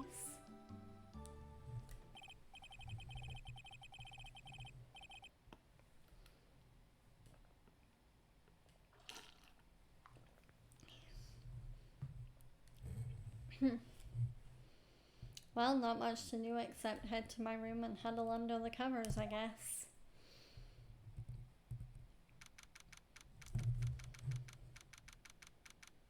Okay, some time has passed, and we're in the main hall. Oh, it's a whole different type of cold up here in the mountains. Ah, why couldn't the nearest bathroom be just a little closer to my room? Mr. Wright? Yeah! Oh, Mr. Nim, are you going to use the bathroom too? No, but have you seen Pearl? No, not since after dinner. I thought she said she was going to go to your room. I know, but she never showed up. I'm going to look for her. Excuse me. Miss Elise Nim, a woman as mysterious in origin as her last name, but the really mysterious one is... Oh! Ah, it's Sister Iris. Good evening. The really mysterious one is this girl. Are you on your way to the bathroom too, Mr. Wright? I can't let this chance pass me by. I should try and talk with her, and maybe get some answers. Oh, she just removed her hood. So now we can see what she looks like. But yeah, she's basically the spitting image of Dahlia, but she has black hair. Huh. Okay, let's talk about Iris. Your sister Iris, right? Yes. So, when did you come to Hazakura Temple? I don't remember. Ever since I was a small child, the temple has been my home. So you've never left? Well, I don't have any family left to take care of me. Sister Bikini, I've come to think of her as my real mother, as it were.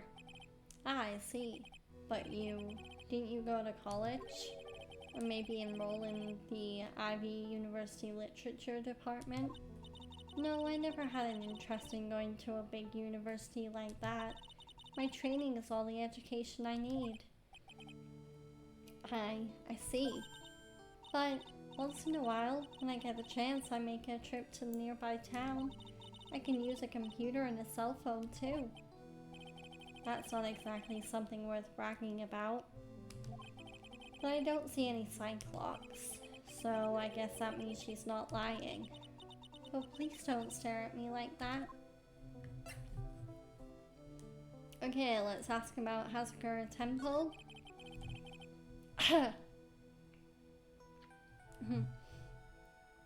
What kind of a place is this anyway? I heard it's for training to increase your spiritual power or something like that. It must seem awfully crazy to normal people like you. Well, I have to admit it is a whole different world up here. I'm glad to hear you say that. Huh? talking with dead people. Who does it help anyway? Welcome back, Sharp. Exactly. What? Phoenix is just as shocked as you are. I hate it. Really? So then why stay in a place like this? Ah, is something wrong? I didn't realize it was so late. I have to go ring the bell for lights out. I guess it's almost 10 now, huh? Mr. Wright? Yes? If it's alright with you, I would like you to have this. But this is your hood. It has the power to protect you from evil spirits. Come to think of it, Sister Bikini was wearing one of these too. I pray for your safety on this dark, cold night. Okay, Iris's hood. A magical hood said to offer protection from evil spirits. You aren't winning us over, you witch. Iris, oh please. Yeah. I'm sorry, but I must bid you good night.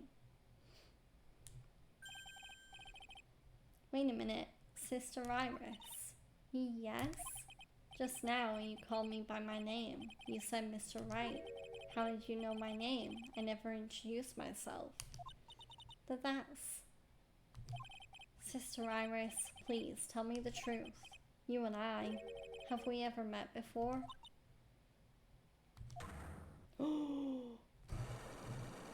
Cyclops!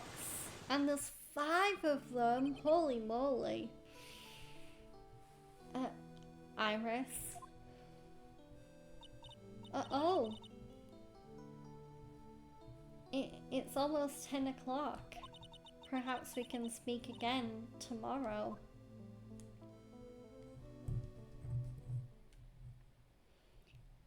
Well, yep, 5 Cyclops detected.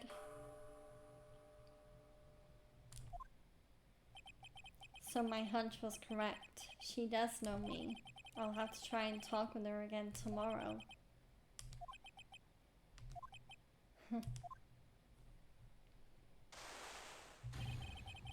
Ah! What the? That blood-curdling scream came from the courtyard.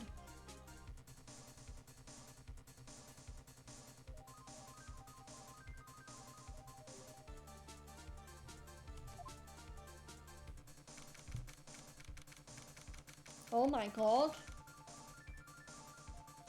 There's someone there on the floor. That scream, I'm sure it came from around here. Ah! So someone's there, on the ground.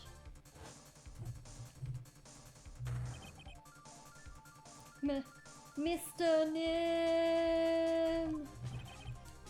Squish. Oh god. I just stepped on something soft. Hey, don't step on my tummy like that. What are you doing lying there in the snow? I was passed out. What do you think? Elise. Yeah, Elise. There we go. Age unknown.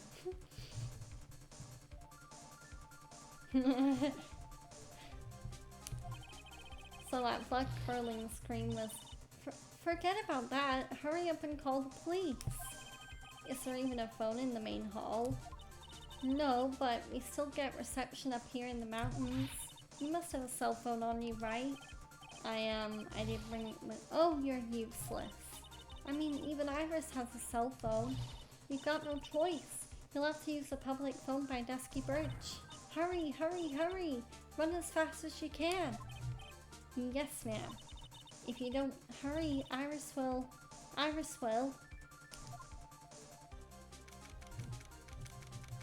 Okay, we're heading to Shock Horror at Dusky Bridge.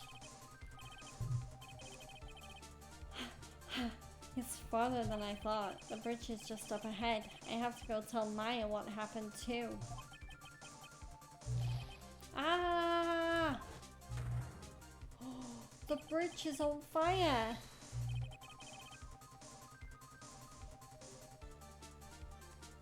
What about Iris? We know she's fake. Oh my god. Yeah. Dusky Bridge is burning down. What the heck happened?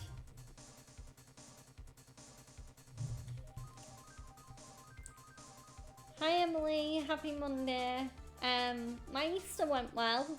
I still have some eggs to get through, but yeah.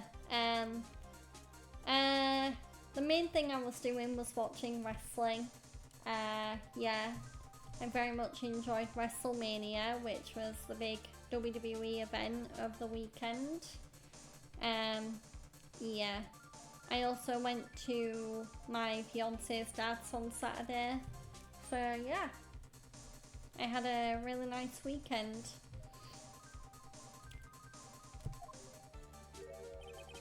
What are you doing here? Oh, hi Laurie. All I did was work. Aww. That sucks. Working during Easter? Boo!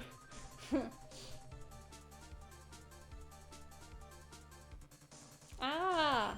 Huh? What is it? Is it me? Now he's crying. He's not happy anymore, Sharp. He's crying. Just don't scare me like that, Larry. I almost had a heart attack. Oh my god, my nose.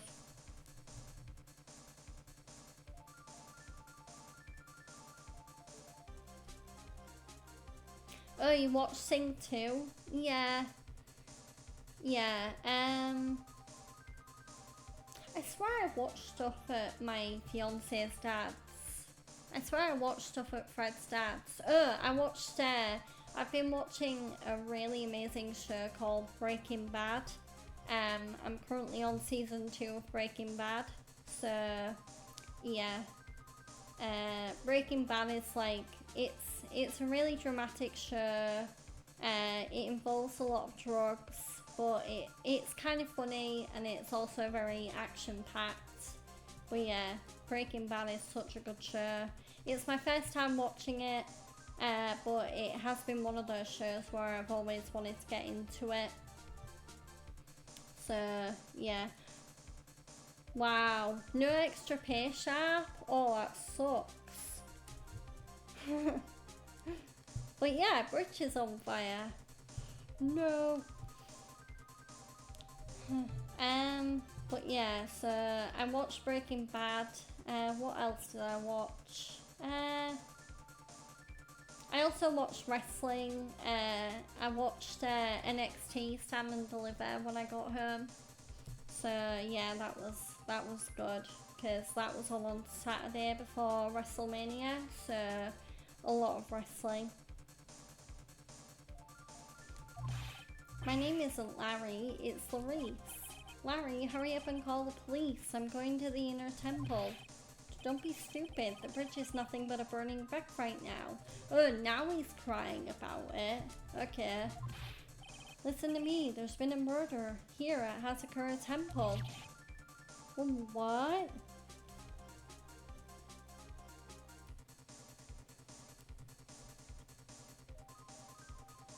Yeah, I don't know when I'm gonna be in your neighborhood next.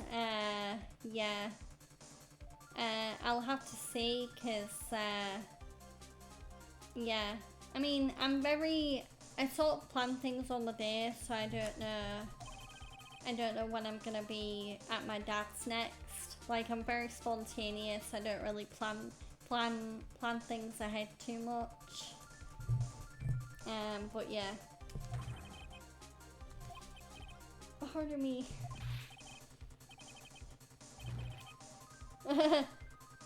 Pushes him out the way. Get out the way, Larry. Oh god. Wait, why is he running across a burning bridge? Oh my god, Phoenix. No.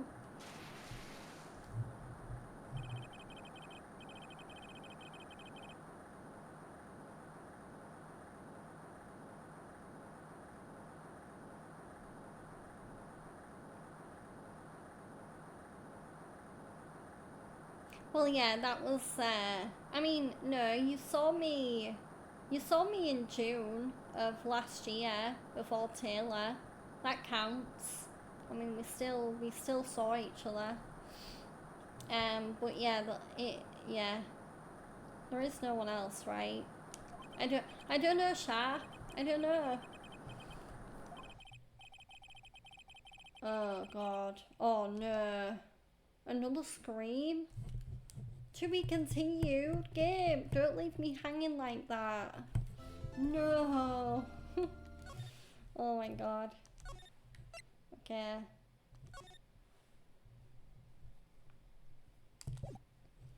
At least we're going. Oh my god, that classic ringtone. Who could that be at this time of night? Yes. Oh, Edgeworth! Wait, are we technically playing as Edgeworth right now? Edgy, get up, it's an emergency. Huh? Larry? No way! No freaking way! It's not Larry, it's Larice. Larice turned in. This is nothing more than a terrible nightmare. I'll just roll over and... Wait, don't hang up, it's an emergency. It's Nick. He took a really nasty spill. Well, it wouldn't be the first time, so... I'm not joking, his life is in danger. What? What happened? Tell me. Talk about a guy with bad luck, he may already be dead. Anyway, you've got to come back. You're the only one that can help. My Iris, my beautiful Iris, she needs help. Alright, I don't know what's going on, but I'll be there as soon as I can. I'm at the detention center. Please, hurry! It's been 1 year since I left that country. I thought I wouldn't have to see him again for a while. Sounds like it won't be a pretty reunion. As if I expected anything to change.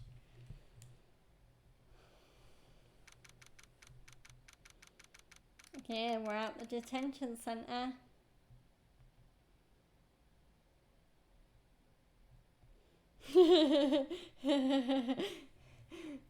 Who cares about Iris? Larry, you stupid idiot. You just made the list.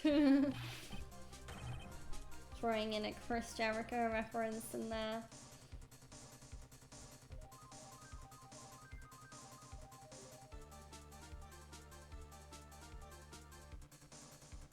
Yeah. Yeah. I mean, hopefully I won't get too busy. I know I'm gonna be... I mean, I think the next time I'm gonna properly be busy will be in, like, June.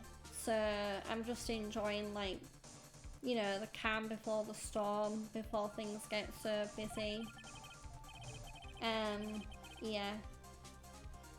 So...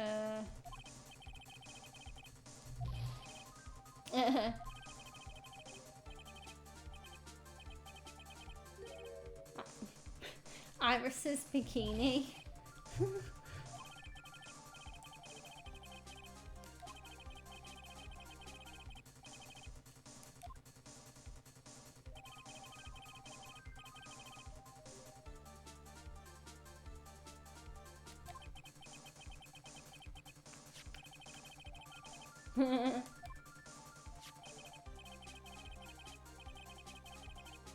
No. 2 days of bed rest. Yikes.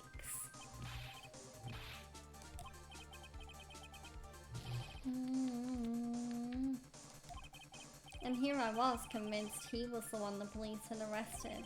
However, I still don't understand what these 2 items are for. What are you talking about? They're things Wright gave to me when I was leaving his room. Oh, okay.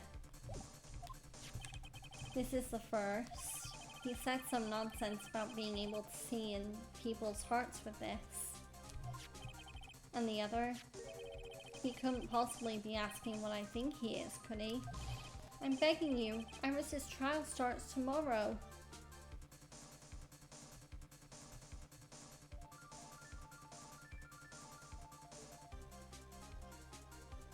Yeah.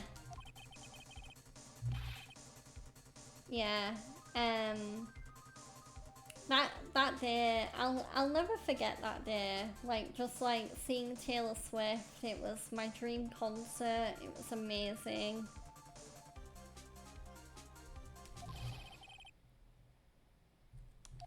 How can Edgeworth represent her though? He's a prosecutor.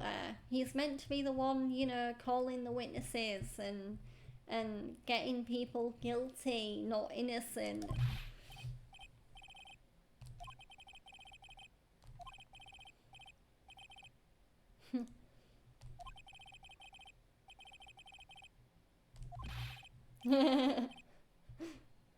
I love that animation where Larry's just like, you know, he goes like full on great white shark for a second.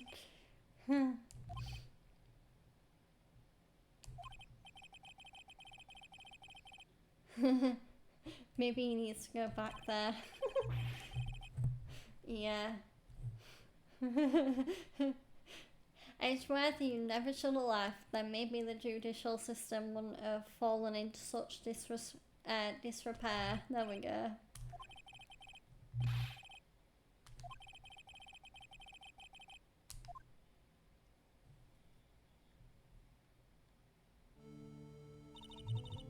Thank you for coming. My name is Iris Edgeworth, Miles Edgeworth.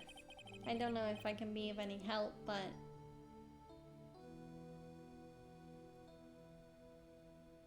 Yeah, I did. Yeah, that was for Molly. Yeah, the Taylor Swift bag had like, cause I got VIP tickets for Taylor, so yeah, so like there was no meet and greet, but I got like a bunch of Taylor Swift goodies, like a special commemorative ticket and stuff like that. So, and because it got delivered to my house, I needed to bring like Molly's part of that with me. So, but yeah, she really appreciated them. So,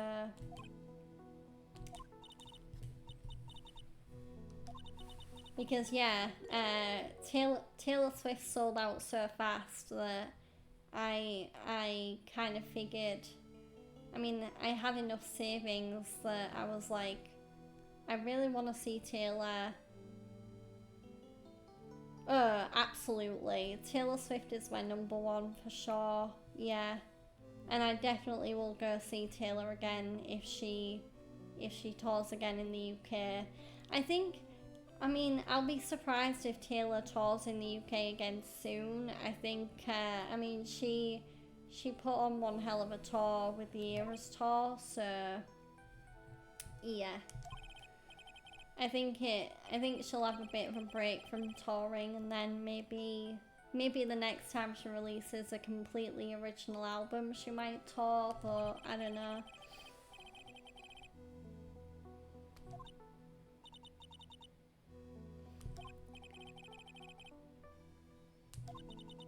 A cold?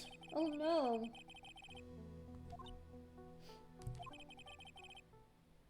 Oh, even Edgeworth is picking up on it. This woman, I feel like I've met her before.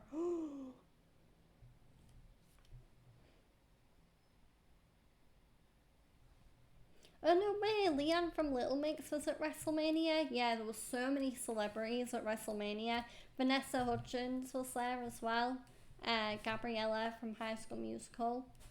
Um, yeah, there was quite a few UFC fighters were there. I mean, I was just talking about Breaking Bad. I kind of had like a freak out moment because the actor who plays Hank Schrader from Breaking Bad, he was there. Um, Travis Scott he came out and actually helped John Cena win his 17th world title. Spoiler alert for anyone who's not watched WrestleMania. I can't believe John Cena is now the, like, without question, the undisputed greatest of all time. Like, he is better than Ric Flair. And yeah, so yeah. But yeah, there was loads of celebrities there. There was like Jelly Roll was there. Ava Max, she performed the national anthem. So yeah, WrestleMania does usually have quite a lot of A-listers there, which is always a fun time. Okay. Iris. Ugh.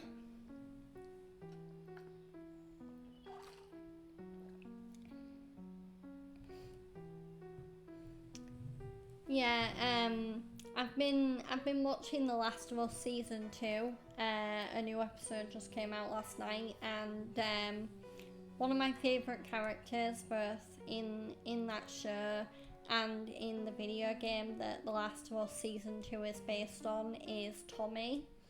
And his actor in the Last of Us TV show, an amazing actor by the name of Gabriel Luna, he was also at WrestleMania.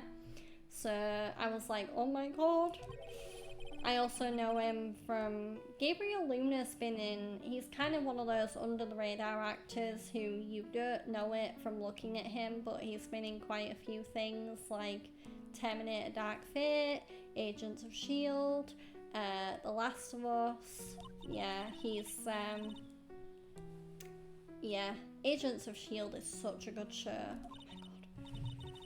I do love a bit of Marvel, and I do plan on going to see Thunderbolts when that comes out. So yeah, yeah, Molly was all dressed up for Taylor. I didn't get any other merchandise. I pre-ordered that pink shirt I wore to the show because I knew the queues for merch at the show would be massive. So I didn't want to wait in a massive queue to get merch. So I figured I'd pre-order it. I might do the same for Linkin Park as well before I go see Linkin Park at Wembley Stadium. Although I do already have a Linkin Park shirt, so I'll probably just wear that. But yeah, I actually do recommend that though. If you're going to a really busy, popular show at a stadium and you're worried about the merch queues being massive, definitely like go on the official artist store like I did on the website and get some merch from there because it's way easier.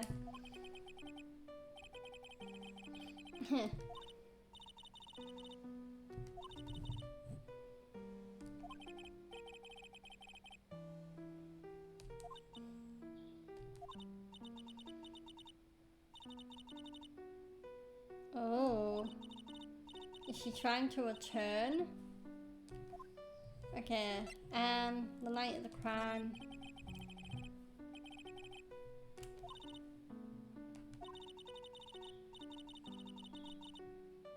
Okay, that sounds perfectly innocent.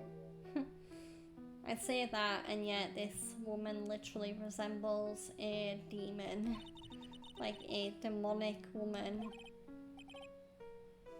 Kind of like, I don't know, like she's Medusa, or if we're talking video game characters, she's kind of like Karlach or Lae'zel. I don't know.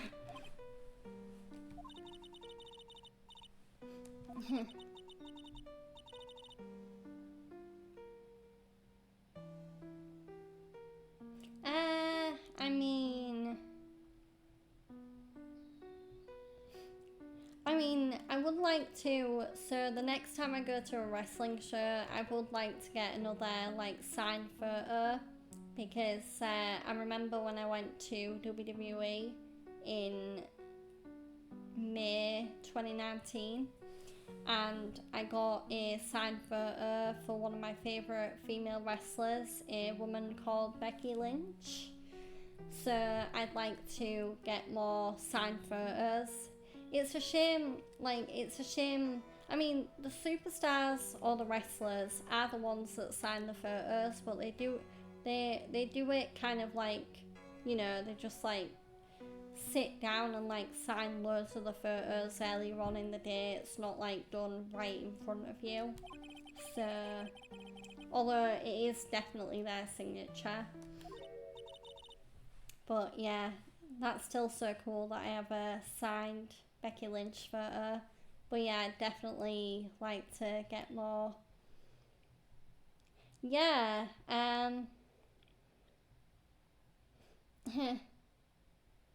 yeah, I can't believe I was lucky enough to go see I can't believe I was lucky enough to go see Bruno and Ariana in the space of almost 2 weeks. Like, damn, that was a good run of concerts.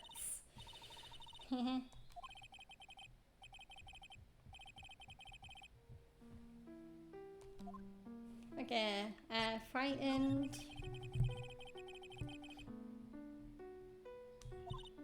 Yeah, time. I do wish time would slow down sometimes. Like, I do think time can go a bit quick, but I mean, if I do feel like time is going quick, I just remember to like not think about it too much and just like live in the moment. Because the worst thing you can do is like wish time away or like stay stuck in the past. Like, just focus on the present and the here and now. Oh no, Cyclops! God damn it. Although there's only 2 of them. So...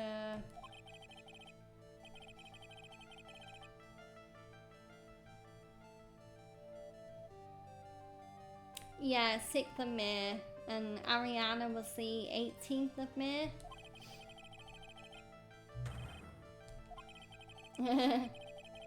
Wait, did I just call them Psycho Locks? Oh no.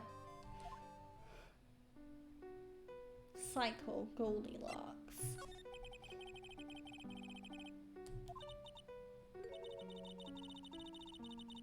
The 18th. Yeah, the 18th of May. Yeah, when I went to see Ariana, it was literally the last concert she did before that fateful concert where Manchester Arena had that terror attack. So yeah, I don't want to go too much into that, but because it's one of those things that I was deeply affected by, and I'm kind of like Ariana, where if I think about it too much now, I just like either get emotional or like, yeah, it really fucked with my mental health what happened there, so it just like, yeah.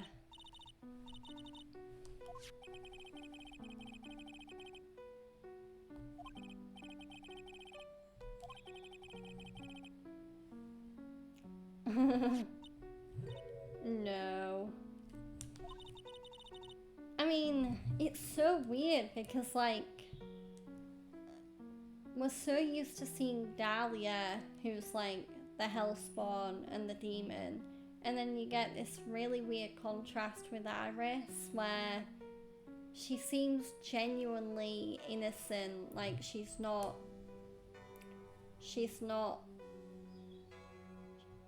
It doesn't seem like she has a facade or anything like that. Edgeworth. They're called Cyclocks, not Psycholocks. Oh my...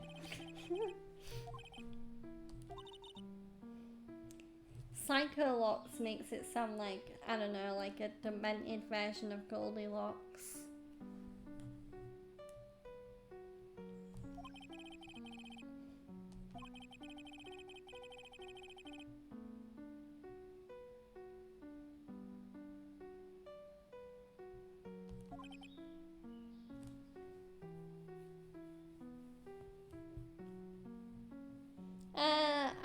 think I've already answered that question on stream, but I mean, yeah, I remember feeling excited. I mean, that's all I'll say, because, I mean, I don't really like repeating answers on stream, just because, like, it kind of negates people going back and being like, oh, so that's what the answer to that question was.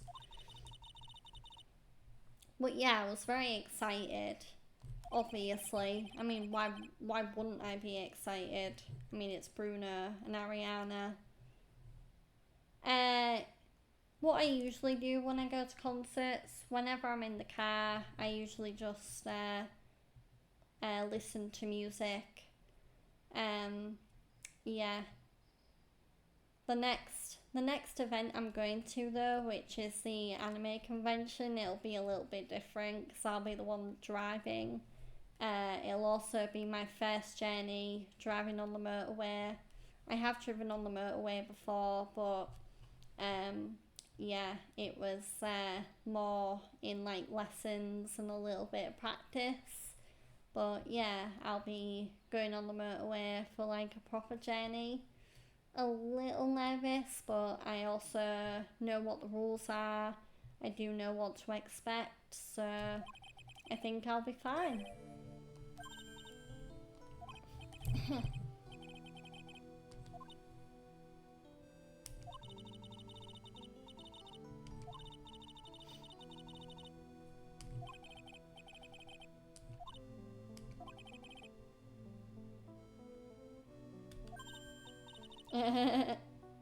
It's worth asking the hard-hitting questions. Do you know Phoenix Wright?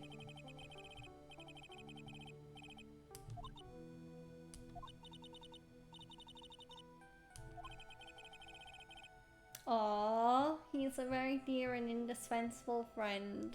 That's worth talking about Phoenix. I love that.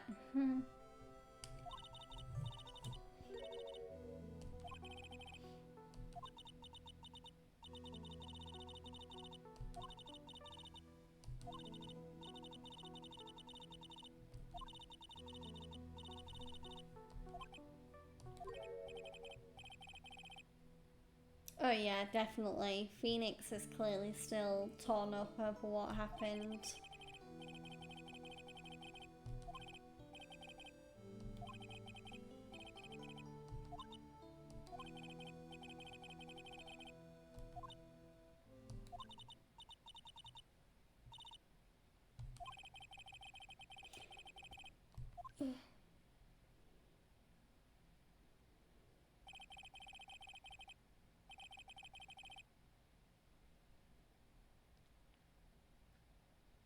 Okay, so because there was a lot of interaction, I was originally going to end my stream at the 4 hour mark, but I gave it I decided to give it what has ended up being nearly 20 more minutes.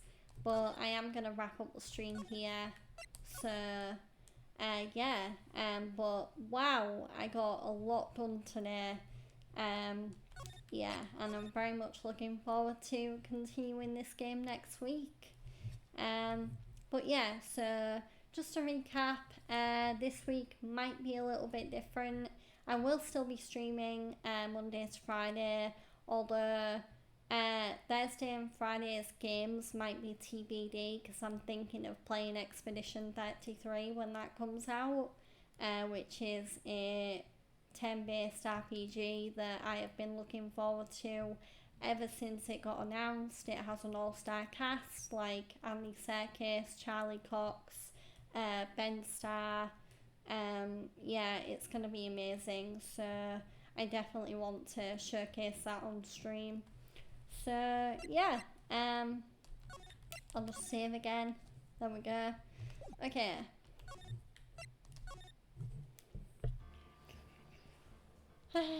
Right, where is my... There we go, end of stream. Let me close the game, there we go. Okay, so yeah, thank you for coming, everyone. If you enjoyed the content and you don't already, please do drop a follow. I am very, very close to my next follow goal, which is 110 followers. I also just celebrated my 200th stream recently, so it'd be really nice to kind of start the next chapter of streams with by getting to that follow goal. But yeah, so I will be next online tomorrow with some Yakuza 2 Kiwami. Gonna be getting back into some Yakuza with Kazuma Kiryu. So looking forward to that. That stream should start around 4 p.m. BST. I live in the UK, so I operate on British summertime. So yeah, feel free to convert that to whatever time zone you're in. But yeah, so who are we gonna raid? Let's see who is online. Okay. Ooh, stupid scroll bar. Okay. Doobie doobie doo.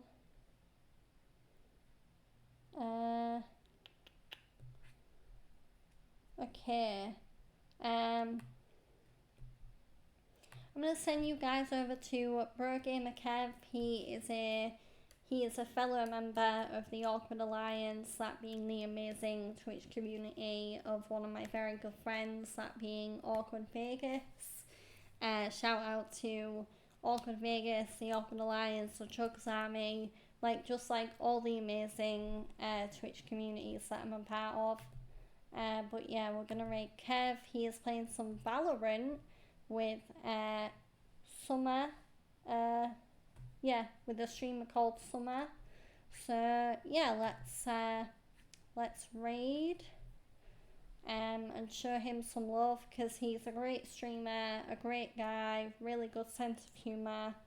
So yeah, until tomorrow though, I hope everyone has a great rest of their time zone. I'll say that. And yeah, have a great rest of your day. Also, to those that are also into wrestling, I hope you enjoy the Raw after WrestleMania tonight.